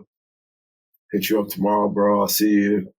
Pretty much make up. Yeah. Because after they got that out. Yep. And that's how men are. And that's one thing I loved about the movie, because it does show you how it goes when two male friends fight. It ain't like women. Women, they'll do some catty shit behind your back, and they'll hold a grudge for 10 years. Talk about you all day long. They'll tell everyone they know how horrible you are. Yeah. And it's this vicious claws coming out. Where dudes, it's like, I don't fuck with you. I don't fuck with you. We scrap. After that, we're straight. Yeah. Fine. Every dude I've had a fist fight with in my life, we squared it up. Right at the minute we said, all right, that's enough. All right, man, I respect you. Because it takes... To square up with somebody, bro, that you gotta have respect for each other in a way. It's like when two boxers fight. They talk all this shit leading up to the fight, and then when the fight's over, they hug it out like no other. Because you just went to battle with this guy. It's like, bro, it was just me and you. There's no one to save each other, and we went out there and we fought like men and we settled our differences. And that's what it is. I was like, men don't hold fucking grudges. Either I don't like you or I do. You know what I mean? We don't fuck with each other at all, or I fuck with you. Ain't no middle like, well, we're friends, but no, none of that. Either we ain't friends or we are. So, and I mean, that's pretty much how the movie ends on the theatrical regular cut. Yeah. I won't spoil deleted scenes and the alternative cut because I want y'all to watch that, because I just don't want to bring it up. He's going to change the entire dynamic of the universe if you're going to want it too much. So if you want to do that on your own, go for it. But that is the film. That's the film. And it's fucking brilliant. It's hilarious. It takes place in essentially one location. Yeah. And one day. And I love one-day movies. One-day movies are some of my favorites. And it just works. It was lightning in a bottle. It works. It was brilliant. So, we are getting the caddies. Yes. MVP. Obviously Kevin Smith. Yeah. And I had Kevin Smith and Jeff Anderson. Oh, yeah, for Randall. Yeah. Yes. He does make the movie. Randall is always my favorite. Even in the animated series, I think Randall is the best. I just love when he fucking thinks all the lesbians. Oh, my God, yeah. So funny. Oh, my God. It's like, yeah, bro, I'm the man. Yeah. Right? So funny. That's my favorite episode with the baseball team. That's my favorite episode, too. Yeah. The kid in the helmet. Yes, look at him. I'm hyped to watch those again. I haven't seen him in so long. Because, dude, Leonardo I can't even talk. Leonardo is such a great character. And Alec Baldwin, it's like one of the first times, because it predated him doing the narration for Tenenbaums. Yeah, I'm like, it was before the Wesley. Yeah, so it might have been like his first, other than hosting SNL, time that he was really funny. You know, I wonder if Wes was watching that, like, yo, I'm about to see a Alec Baldwin. Yeah, because his voice is fantastic. It's velvety, but he knows how to make his voice work for it. He should do more voice work, truthfully. Dude, 30 Rock, him as Jack Donaghy, incredible. Dude, him in The Departed. So funny. You ever seen that? Yes, I have. A long time ago. So funny in that, bro. Yeah. He cracks me up. When he's talking to Matt Damon, he's like, oh, you get married, huh? It's great. He's like, people see the ring, they think, hey, either he's got some cash or his cock works well. I'm like, fucking Alec Baldwin, bro. Somebody can say I'm son of a bitch. So funny. But all right. So peak season. Honestly, well, first I had no one, but then I was like, it's got to be Jeff Anderson and Brian O'Halloran. But I don't know, because 2 and 3 are great, but this is the one. One's the one. Yeah. Without one, you wouldn't have the others. One's the one. Yeah. Because a lot of people don't fuck with the sequels like that, but everyone fucks with this one. Now, over the last few years, the second one has definitely gotten reassessed. People are like, and I slept on it. But the third one is so brilliant from the start. Like people who didn't like that one, I was like, I can't. Yeah, how could you not? It's so funny, so emotional. It's such an emotion. I'm like, the emotions are in it. I cried. Yeah, I was I'm crying watching a Clerks movie. I'm supposed to be cracking up. I'm supposed to be laughing, bro. But then after seeing 3, when you rewatch 1, you're kind of like, wow. Yeah, you're like, look where we came. Wow, it's a jerk, and it's spanned over almost 30 years. So it's like you really grew up with them. So especially for you, because you were younger than them, but you're like, yo, I saw this when it came out. Yeah. And then my life was progressing. I was 16 the same when I first saw it. Like you're like, my life is kind of progressing the same ways theirs was, Yeah. I looked up to them in a way. It's like, so when you're 22, that's what life is. And, and you grew up in the 90s, so how accurate it actually was. So that's dope. Like for me, my movie like that would weirdly be Toy Story. So, we talked about that. But all right, so I had them 2 for peak season, but at first I did have no one. Yeah. No, I agree with you. You're right. Because I'm like, I think Kevin Smith's peak season would maybe Dogma. Dogma is really good. That's probably the film the critics would say is, cop out. Tusk. I don't know though, because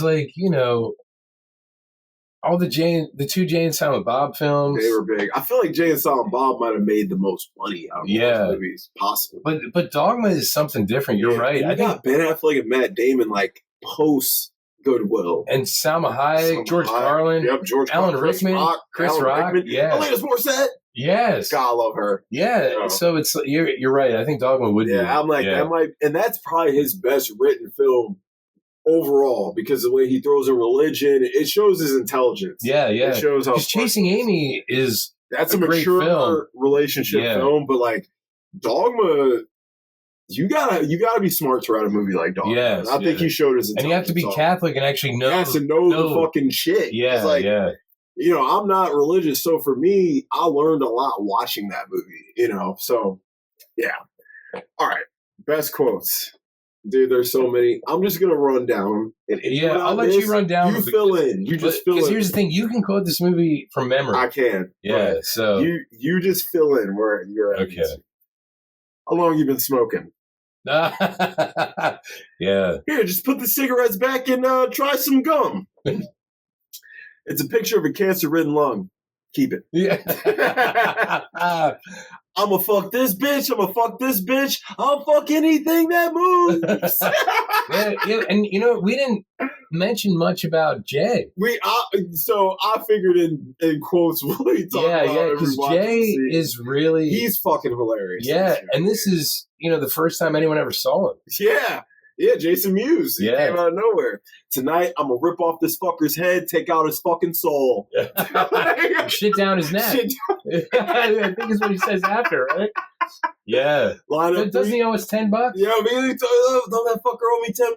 Yeah, right. That's what it was, yeah. He said, line up 3 guys, make like a circus heel.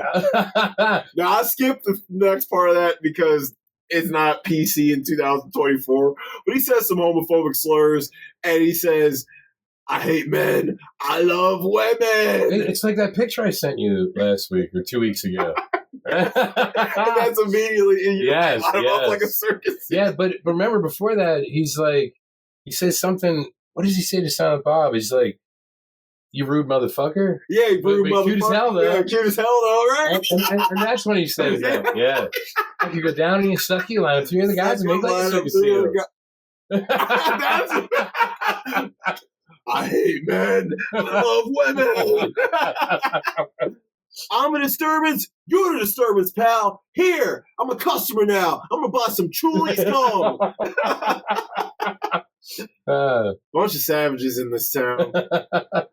People see money on the counter, no one around. I think they're being watched. You slept with 12 different girls? You're a pig! Yeah, yes. I was like, damn, that's a pig. Hey. I'm a fucking hog. I'm also older than 22. That called Snowball. After he gets a BJ, he likes to have it spit back in his mouth while kissing. It's called snowballing. He requests this.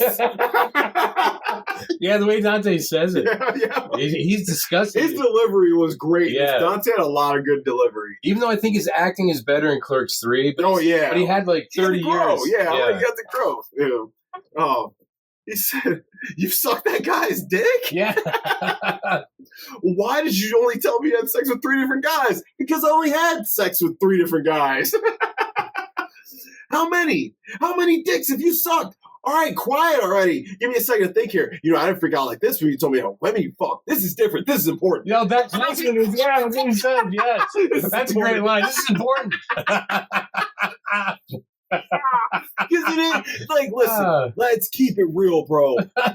Let's keep it real. Women do not really give a shit how many women you fucked with. Women actually like men with experience. I slept with a woman one time, and she asked me how many women I've been with. And I told her. She was like, oh. And I slept with her after I told her that. And you know what she said to me? She said, I'm glad you fucked all those girls because you got the experience to fuck me the way you do. Wow. That is what she said to me. Wow. I was like, interesting. Wow. Put it like this. I ain't never told a girl how many women I've been with and she not fucking me still. Just gonna say it, just throwing it out there. So I'm not saying that one's more important than the other, but to a man, it's far more important than it is to a woman. Let's just keep it real. It is, because you don't know who you're following for one thing. Exactly. Yeah, that women hold access to sex. Yeah. Because women, they can choose who they sleep with. Yeah. Like if a woman don't want to fuck you, she don't want to fuck you. A woman go fuck pretty much. Your average woman can go get some dick at any point. Yeah. She can go get some dick. All she got is open her phone. She can get some dick. Yeah, there are probably dick pics there. Yeah. If a guy wants some pussy, you gotta hit your wife, your girlfriend, or you gotta pay for it. Yeah. Because you ain't about to just open my phone and pick one out the bunch. Not happening, bro. Yeah. Because that's why men who get to sleep with a lot of girls are popular amongst other men, because getting a woman to court with you takes a certain level of skill and talent. You know what I mean? You have to know how to talk to girls. You have to have a personality. You know what I mean? You don't just, like a woman, she can just be hot and guys will throw themselves at her. It's not that way. I don't give a fuck how good looking you are as a guy. Yes, sometimes you'll get hit on by a woman, yes. But mediocre to even slightly ugly girl is going to get way more dick than a handsome dude gets pussy. Facts. It's a fact, bro. Wow. If Brad Pitt wasn't Brad Pitt, and you took an average looking girl, send them out both into the wild and be like, let's see how many people you can fuck in a day. She's going to win every time. She is. Because dudes are thirsty. Yeah. They want pussy. Dudes can't pussy isn't accessible to men as dick is to women. Yes. And anyone who wants to argue with me on that, hit me up. I don't care. No, right. Women hold access to sex. If a woman doesn't want to have sex, you ain't having it. It's that simple. A man always wants to have sex. Always. How many times you can turn down pussy in your life? Probably you can count on one hand. Turn it down? Yeah, you're like, shit, 0. Yeah, I mean, I'm like, bro, hands. I need hands. I'm like, bro, I'd have been pissed off with my girls time to time. She seduced me. I fall for it. Yeah, you know what I'm saying? Oh, this is just makeup sex. You know what I'm saying? But you try to fuck your girl and she mad at you. Good luck. You know what I'm saying? She's not up for it when you are. Yeah, exactly. Yeah. Right. But anywho, sorry guys. But where are we? Okay. Something like 36? Something like 36? Wait a minute. Does that include me? 37? I'm 37? 37. My girlfriend sucked 37 dicks. In a row? Hey, try not to suck any dick on the way to the parking lot. Hey, you, get back here. Hey, you get back here. No time for love, Dr. Jones. Oh, dude. That's a great introduction to him, too. Yes. She broke your heart and turned men into deviant lifestyles. No. Oh, yeah, because that story. When they're talking about the story about when Caitlin was supposed to be meeting the other bull. She called me Brad. She called me Brad. That's not Brown. People say weird shit during sex. She said, one girl, I called this one girl mom. Oh. Big black cocks with pearly white combs. I was going to run through all the times. I'm like, you know what? Oh, my God. It's a little too much, bro. Men alone, too, the KY connection. Girls that crave cock, girls that crave cunt. All holes filled with hard cock. All tip fucking volume, whatever. Oh my God. And just a side note, that girl was not there when they filmed that scene, the little girl. Oh, it's just the magic of editing. Yes. So, because it's cut. So that's good. Yeah. Oh, man. Yeah, just so you know, and so the listeners know, that little girl did not hear any of those. Bro, what's a big black dick? Yes. Coming in socks. And see, at the time, believe it or not, Socks was the name of Bill Clinton's cat when he was president of the White House. Was it really? So that could have been bestiality. I'm not sure. Listen, we're not in Clerks 2 yet. Okay, you're right. I'm sorry. Interspecies erotica. Yes. He said, Kelly can be a guy's name too. That dude was so funny, bro. Stop. I'm hyped for Clerks 2. I fucking love that movie. It's a great movie. It's so funny. All right. I don't care if she's my cousin or not. I'm going to knock them boots again tonight. Jay. Oh, my God. My love for you is like a truck business. She said, did he just say make me fuck? So what do I look like, his fucking biographer or something? Yeah. What's his name, like Olaf or something? Yeah. Olaf, metal face. Oh, that's his fucking metal face. He said, come on, Berserker, girls think sexy. Fuck your Yankee Blue Jeans or something, bro. Yeah, it's called fucking Yankee Blue Jeans or something. He said all Jedi had was a bunch of Muppets. He ain't wrong. Yeah. He said, Stormtrooper don't know how to install a toilet. All they know is killing in white suits. Yeah, that's right. And not even killing. Yeah, missing a lot. Because you see those memes where like it shows a Stormtrooper like missing a urinal. Yeah. My favorite was the Valentine. It was a Valentine's meme. It was like, I'm missing you more than this guy. It was a picture of Stormtrooper. Oh, man, that's hilarious. That is funny. Hey, a roofer's personal politics always come into play when he's picking jobs. Wow. Babyface Bambino? The gangster? Yeah, I have it written in all caps. Yeah, because that's how Randall said it. The gangster? A roofer listens to this. All right, he pointed his head. A roofer listens to this, not his wallet. Ooh, that's true. I don't appreciate your ruse. My ruse? Your ruse. Your cunning attempt to trick me. I hope it feels good. Be right. I hope it feels so good there's nothing more exhilarating than pointing out the shortcomings. Hey, you're not allowed to rent here anymore. Oh, yeah. Oh. That's why I manually masturbate cage animals for artificial insemination. It's important to have a job that matters, boys. Have jobs that matters, boys. I'm like, I'm like, damn, that's weird. I'm just gonna like, that's wow. I'm like, that's a weird job. Ever wonder how much the average judge blopper makes after he cleans Come leave streaks if you don't clean it right. If you don't clean it right. He said, yeah, nudie booth. You never been to a nudie booth? He said, it's great, bro. It's like $10. These girls put on a show. He's like, yeah, and guys just usually come right on the glass. The average jizz blopper. If you think that's offensive, check this out. I think you can see her lungs. You can see her kidneys. Oh, her kidneys. Yeah, her kidneys. Oh my God, what are you gay? You ain't never seen a pussy before? Like, shit. Yeah. Well, that guy seemed kind of. Yeah. He said, I don't know if I can accept your apology. Dude. Oh. You sell hubcaps for a 72 Pinto hatchback? Hey, Andy Trucker Magazine. What do you carry, shoe polish smelling motherfucker? If you're gonna be insubordinate, you shouldn't go. You should go the full 9, not pussy out when it comes to free shit to drink. He said he's blunt, but he's got a point. Look at you! You can't even pass. Yeah. What kind of toilet paper you got? The white kind. I didn't ask what color. He said, "Oh no, that one down there. They got bigger titties in there." Isn't she one of the illustrious 12? Yeah, number 6. You had sex with a dead person. Yeah.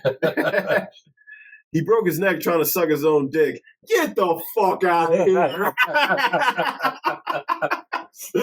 I could never reach. Reach what? You know. Did he call him like a sick fuck? Yeah, he said, you sick fuck. He said, her fucking body fell out. He said, well, they put it back in. He said, you knocked over a casket. Was on accident. Well, like somebody knocks over a casket on purpose? Did you ever watch that scene when they animated it? Yes. Yeah. Because with the keys and stuff, and like why her parents hated Dante. Yes. Oh man. It's just funny. He said, I'm not dealing. What are you talking about? Yo, bro, you got anything? Yeah, what you need? I work in a shitty video store. I want to go to a good video store so I can rent a good movie. Oh my God. Chicks with dicks and put mine to shame. Yep. Yo, that's coming up. Okay, I'm sorry. He said, he meant to hit me. Yeah, well, he missed. Oh, yeah, when he spit on the guy. Yeah. Yes. He said, sounds like to me someone needs to hit the gym. Huh? I heard you grunt when you after that milk. It only weighs 7 pounds. Is that how much a gallon weighs? Maybe. I guess. I would think so. That sounds about right. Yeah, wow. He said, what do you mean? I got no fat on my body. Yeah, no tone either. He's got those love handles. Oh, my God. I'm like, damn, bro. If I worked here all day, I'd be bloated and out of shape, too. Oh, there's a lot from this scene, actually. Oh, shit. Don't take this the wrong way, but I used to fuck her. The way he looks when he says it, too. Such a smug asshole, bro. Yeah. Wait a minute. You used to fuck Caitlin Bree while I was going out with her? You sold cigarettes to a 4-year-old? What a scumbag. Is that what they teach you in that school of yours? Kind of, sort of. You know, he said, I mean, you're ready to walk down the aisle. What's going on here? Right? I'm like, yo, I mean, you said you were seeing somebody, bro. Yeah. You say he was engaged, man. It's just a whole different thing. Wait a minute. His name is Sang, like past tense. You should see the box of beautiful. You should see the box. Beautiful chicks with dicks that put mine to shame. Yes, it's the best of both worlds. Yeah, best of both. Break his heart again this time, and I'll kill you. Nothing personal. You're very territorial over him. He was mine first. Yeah. So we didn't just have sex in the bathroom. Oh. Well, I didn't just fuck myself, Jesus Christ. Wait, you just fucked a total stranger? Bro, call the cops. Why? Someone just raped Caitlin when she said she did all the work. What kind of convenience store do you run here? Then I had Salsa Shark. Yes. My ex-girlfriend is catatonic from fucking a dead guy, and my current one has sucked 36 dicks. 37. You need to shit or get off the pot. What? You need to shit or get off the pot. I'm not the type of person who'll disturb things so they can shit comfortably. Oh yeah, that was a good line because it really tells you a lot about his character. That story. Yeah. Time to kick back, drink some beers, and smoke some weed. When it comes to this party tonight, man, there's gonna be some pussy there. There's many fine-looking women in the world. Most of them don't bring lasagna at work. They just cheat on you. Yeah. Oh, yeah. Yeah, because that's the difference between Veronica and Caitlin. Yep. She said, Caitlin just cheated on him anyway. He's a dead guy. Yeah, real shit. Yeah. Right? It's by accident, but yeah. You want your slut? Fine. The slut is yours. Oh, yeah. Christ, you work in a convenience store. Badly, I might add. I work in a shitty video store. Badly as well. And honestly, that whole speech he gives them is reportable. He's like, a monkey could do our jobs. We push fucking buttons, but we sit here and we act like what we do is so much more important than what it is. And it's a good speech. Randall was very insightful. He was very insightful. Yeah. I mean, he was like he pushed it in perspective for him with 37 dicks. And, you know, he was like, bro, like, yes, I will be mad at him too for, you know, snitching on me. But at the same time, he's like, bro, you're the asshole who's trying to start a relationship with another girl for even telling your current girlfriend how you feel. You know what I mean? Yeah. So he was right in a lot of situations. Now, that's all the ones I had. Do you have any you want to add? No, I think you pretty much covered it all. Yeah. And plus, in talking about it, we went through some. Yeah, I'm like, it's all right. All right, so what age is the best? What age the best? Honestly, I would say the entire experience of working with the public. Yeah. Yeah, because it's still just like that. Yeah, necrophilia, not so much. No. Some of the language, not so much. Yeah. But the experience that you have working with the public constantly, that in the service industry. Yep, I had the dialogue. Oh yeah, I had the soundtrack. Oh yeah, and I had the story, which essentially what you said, working with the public, it still holds up to this day. And friendships. Really, it's about. But it's about friendships and relationships. That's really what it's about. Yeah. What's age the worst? You already said it. Like you said, some of the language is great. There's some misogynistic undertones in it. Yes. But it is the early 90s. It's the early 90s. This is what it was. It's not like it's 2024. Yes. Because when you watch Clerks 2, you see we're starting to get more PC even in 2005. Yeah. So it's like, all right, most rewatchable scenes. And pretty much the entire film. Fucking start to finish. Yeah, I mean... I did break it down. Okay, I was going to say, that's... Chulie's gum scene. Of course. The blowjob scene. Yes. The Star Wars conversation. Yes. The shell shock scene. The hockey game. The wake. The spitting water. The fine. Him getting the fine. Oh, yeah. The best one. Yeah. The bathroom scene. When Randall tells Veronica about Caitlin. And when they fight at the end. It's the whole fucking movie. Yeah, it is the whole movie, Because it's broken up kind of into little mini chapters. Yeah. So it's like little vignettes that are weaved together to form a film. Yep. Best characters. Oh, Dante, Randall, Jay, Silent Bob. I had them 4, and I did have Veronica. Oh, yeah, Veronica, because despite her sucking 36 dicks, she was a good woman. She was honest with him. She could have lied. Yeah. She could have been, I suck 10. She could have lied. He would have never known. Counting you, 1. Yeah. She could have lied. Yeah, but no, she was honest. Right now, gentlemen, one thing I learned, especially in my late 20s, early 30s, it's pointless to ask a girl how many bodies she has. She's going to lie to you anyway. Yeah. You know what I mean? Yeah, that's true. Like, you all seen American Pie 2, the rule of 3. Girl tells you how many guys she's fucked, multiply it by 3. That's the real number. Wow. Now, I'm not saying that's true for everyone. But I'm going to tell you right now, it's like they said in Entourage. Every girl leaves some off the list. You know what I mean? Wow. So that's what, like, in this day and age, guys, if you like a girl, especially if you're older, bro, if you're older and you like a girl, bro, don't even drive yourself crazy with it. Like, don't even think about it.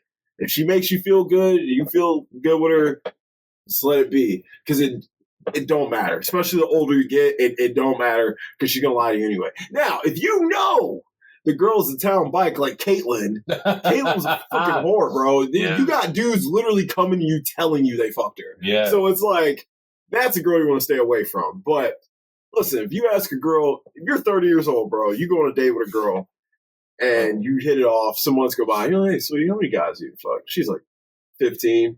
Bro, don't be shocked if it's 20, 25, 30. Don't be. But don't drive yourself crazy thinking about it because she's never going to tell you the truth. So, here's what it is.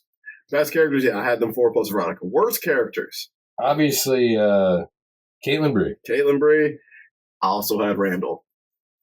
You know what? Randall's fucking asshole. Yeah, Randall would be one of the worst. He makes the film, but he's this piece of shit. Yeah, he's a piece of shit. He's going to be in worst characters in all of them. Yeah, like, you're right. Like, but he's going to be he's going to be number 1 for best, and he's going to be number 1 for worst. Yeah, you're right. Nitpicks, I had none.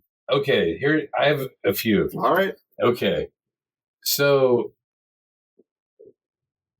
the girl buys the cigarettes, right? Mm-hmm. The guy says you sold them at 4 p.m., which is when they were actually at the wake. You're right. Yeah.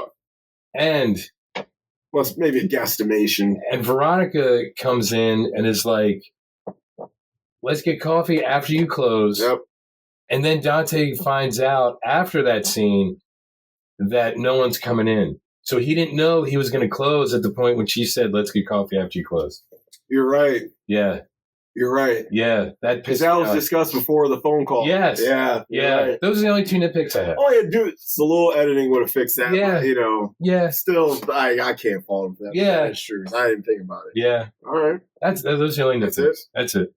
All right. Recast and couch. Now, listen, I went I'm kind of old for Dante, but it's okay because Dante looks old. Okay. You go first. I want to hear you. Okay, I talked about this guy before when I said those guys from Please Don't Destroy. Uh-huh. So John Higgins, imagine him. Oh, man, dude, he looks just like him. I know, isn't that crazy? Holy shit. So I was thinking John Higgins for Dante from Please Don't Destroy. He was on SNL. Okay. Randall, you got? Your boy Nicholas Cirillo from the 430 movie. For Randall? Because he's probably, whoever the character he plays in 430 movie was probably the inspiration for Randall anyway. Probably, yeah. I agree with that. All right, who you got for Jay? For Jay, I put the wrong name here. I was thinking Pete Davidson. I said that too. Yeah. I said him too. For some reason, I put Pete Holmes, but I meant Pete Davidson. I said Pete Holmes is too old, but I was like, it's got to be Pete Davidson. Yeah. Okay, who you got for Silent Bob? Mm-hmm. Austin Zajor, who played basically Kevin Smith in the 430 movie. Yep, that's who I have. Yeah. It's like, who else at this point? Austin Zajor. Yeah. Who I had. Veronica, I put your girl, Rachel Sennott. Oh, Veronica. I like that, actually. And then for Caitlin, I put the Asian chick from Bottoms, the Havana Rose Liu. Oh, she's too hot to play Caitlin. No. But you know what? They have a similar, oddly enough, they have kind of a similar look. I know. That's what made me think of it. That is an interesting cast. I know. Isn't that crazy? That's what made me think of it. And I have no idea who to direct because Kevin Smith is still doing Clerks movie. Yep. Well, I have two guys for directors. Okay.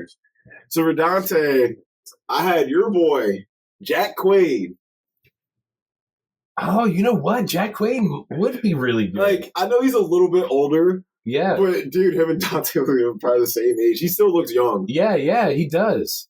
Yeah, Jack Quaid. Yeah, for, I had Josh O'Connor. Who's Josh O'Connor? For Randall. Now, he's a guy, I did some research on him. All right. And he was in a movie called God's Own Country. Okay. And he's in Challengers. Have you seen that with Zendaya? No, I haven't. All right. This is the guy. Okay. But you have to see him act to understand why he's got that snarky asshole vibe. Yeah. Bro. He's really good. And I just was like, fucking gave him some red hair. He kind of looked like him. I was having a hard time with this one. Yeah. But I like I like Nick Cirillo.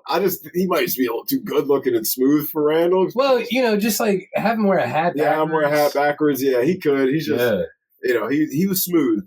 But I like that. I did have Pete Davidson and Austin Shador. We had the same Jay and Silent Bob. I can't believe it. We had the same Jay and Silent Bob. So who else would you get to play Jay, bro? Yeah. Right? Like, come on. I mean, and I was like, Austin Shador kind of looks like, bro, if you would have told me that he was Kevin Smith's son, I believe that before I believe Harley Quinn was his daughter. You know what I'm saying? Yeah. So, Veronica, I had L. Darcy Alden. Okay, and I'm going to show you this chick. The name actually sounds familiar. Did you talk about her before? No. Okay. She's in Harry Potter. And I picked her mostly because of the way she looks. Let me pull her up real quick so you can see her. Who was she in Harry Potter? I think she was, what's his name, little sister of the Weaslings. Oh, okay. This chick here. Oh, okay. Yeah, I don't know. I just was like, because I don't find Veronica that good looking. Yeah. So, because everyone I was thinking of, I was like, she's too attractive. But why not make her attractive? If this was, you're right, but is it convincing Dante's going to pull fucking Florence Pugh? No. Were you thinking Florence Pugh? Is that it? Oh. I was thinking, who I wanted, but she's obviously about 42 years too old. I wanted Marissa Tomei. Oh, really? Yeah. Oh, wow. This is the Italian vibe, you know what I mean? Yeah. Yeah, again, Marissa Tomei's too attractive to be Veronica too. Yeah. But I'm like, I don't know. I just found Veronica and Caitlin not good looking. Yeah. But for Caitlin, I just went with the slutty vibe, so I went with Sydney Sweeney. Okay. Yeah. But I think I like. Actually, I'm gonna take all of your dudes. Really? For all of mine. Who'd you say for Veronica? Veronica, I said your girl, Rachel Sennott. Yeah, I'm taking yours. Yeah. Shoot. And then, she would be really good. And actually. that Havana Rose Liu. Yeah, we're gonna take yours over mine. Okay. Wow. I'll watch anything with Rachel in it, but I just did all those on a whim because I'm like, I can't think of anyone. Dude, I sat on the computer doing internet research. I was trying to see. I was trying to look at the documentary, even though it's like a movie, shooting Clerks, where people are playing Kevin Smith, they're playing Dante, they're playing because that came out just a few years ago. Clerks. And I'm like, I don't even think that would work. Still don't know, right? Yeah. For director, you probably guess what I picked. Only person who can capture real life these days, that's John American. Woo. John Woo. Paul Greengrass. We're gonna make Face Off too. I had Sean Baker or Jim Jarmusch. Jim Jarmusch. Yeah, that would probably be really good. One of them too. I like Jim Jarmusch. This is kind of his style, really. What about, I just realized now that you mentioned them, Richard Linklater. Oh, yeah, he'd be good, too. Because he's the guy who inspired you to begin with. Yeah, I'm like a full circle. So, he could, and he's still making good-ass movies. Yeah, so. I'm like, shit, Hitman was one of my favorite movies this year. Wow. Real, I love that movie. I've become a big Glenn Powell fan. You have? Dude, I love that dude. He's fucking funny, man. Did you watch Twisters? No, not yet. Dude, not yet. He's the only reason to watch it. He steals it. Not even stole that movie. David Cornsweet, the guy who's going to be Superman? No, he's barely in it. Okay. But he stole a show in that. He stole a show in that stupid movie, Anyone But You. Look, he was good in Maverick. Oh, he's great in Maverick. Yeah. So he's a scene stealer. He was like the new Iceman. Yep, and he went. Him and Hitman. I was like, okay, this dude's for real. He's funny, serious, action. I'm like, he showed all the chops that a leading man needs in one movie with that. Yeah, he showed it all. So he was very good. Unanswerable questions. Did Veronica take Dante back? Yeah, that's what I was wondering too. Because believe it or not, you find out in those comics, I think he goes to visit Caitlin. At the hospital. Because he does say it. Yeah, he does say it. But I don't remember, because I read those comics a long time ago. I don't remember if they actually do get back together. That's a good question, because you don't even find out. Later, yeah. Because, it's believable that they could get back together and broke up. Yeah, then broke up again. Yeah, it's such a gap, so it's over 10 years. So, yeah, that'll make sense. So, that was the only one I had. Yeah, I can't think of any, because it's just that day. Yeah. So it's do you really give a shit about the next day when it's such a, it's like a bottle episode of a TV show. It really takes place in one place. One place. One day, one place. Yeah. Prop you want from the movie. I assure you we are open. We're the side? Yeah. I have the magazine. He shows the guy. You just want to see your kidneys. Yeah, I want to see the kidneys. Wow. All right, bro. So A+. A+? Yeah. Let's go in A+. No question. This is a classic, bro. It is. And this is one, if you didn't like this the first time you saw it, I would definitely visit it again. And like you said, especially if you've had a job where you had to work with the public, no matter what the job is. Yep. I'm like, it could be anything. You're dude, you're like, holy shit, this is legit. Yeah. Especially if you work at a gas station or a convenience store. Oh, my God. God. Because, I always say, I'm like, if you work in retail or you work with the public like that, there's nothing worse than working at a gas station, because you deal with every backwards fuck on the planet.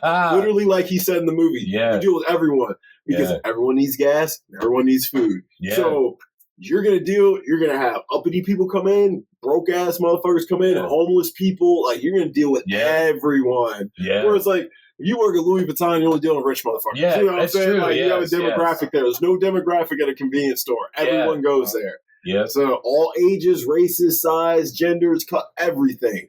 Everyone goes. Everybody needs gas. So that's what I said. So A+. So Clerks 2 next week. Yes. Fuck yeah. I'm so hyped to watch it. I fucking love that movie. I can quote that one too. Yeah, it's great. Fuck me. I'd fuck him. He said, "Hey, yo, this pickle fucker just gave me free eats." This food tastes like piss and flies. He was very specific. He is, yes. Piss and flies. It is a better film. It's a better showcase for Jay and Silent Bob. Oh yeah, because they get more and more involved. Because after Jay and Silent Bob, he was like, we gotta incorporate it more in Clerks. Yeah. After Strikes Back came out. You should read your Bible, sirs. Oh yeah. Oh my God. Yes. Oh yeah, because they're just out of jail. They're just out of jail, so they found God. Yes. That's right. You should read your Bible, sirs. That shit's funny as hell. So that little girl that waves to Dante when he's driving at that one scene in the window when he stops at that house, is that Harley Quinn Smith when she's a kid? It might be. It might be. I'll have to. I was wondering, so like, God, this is like 18 years ago now, so it might have been. Yeah, because she's like 24, 5 now, maybe. Yeah. Wow. God, she's another one. We should watch Yoga Hosers at some point. Dude, I've heard that's good. I do want to see that. Yeah, because that's with Lily Rose Depp in her. Yeah, and I love Lily Rose, too. Yeah. It's two hotties in there. Oh, Harley Quinn, that's another one, like, I don't know what it is about her, because she is not conventionally attractive at all. Something about her is so fucking hot. She's badass, bro. It's that, we'll call it like the Rachel Sonata. It is, like weird chick. But with Rachel Sonata, that one picture I sent you of dude, looking insane. I'm like, shit, I would have took her in bottoms dressed like a fucking Amish boy, you know? I was like, shit. She was dressing like she literally woke up and just threw some shit on in that whole movie. I'm like, I'll still take her, bro. That's not making me want to watch bottoms, bro. That's a great movie. I love that movie. Yeah. Marshawn Lynch. Yes. The comedic genius. Yeah. Yeah, he's the MVP of that movie. He's MVP of the film. Yeah. Like, yeah, he said, what I want to know is how y'all bitches gonna start a fight club and get some coochie. I'm like, why is this timing so good? I'm like, that's insane. But all right, guys. I am Dom. I am Jamie. This is Cutting Room Floor. Oh, man. Any Clerks fans are going to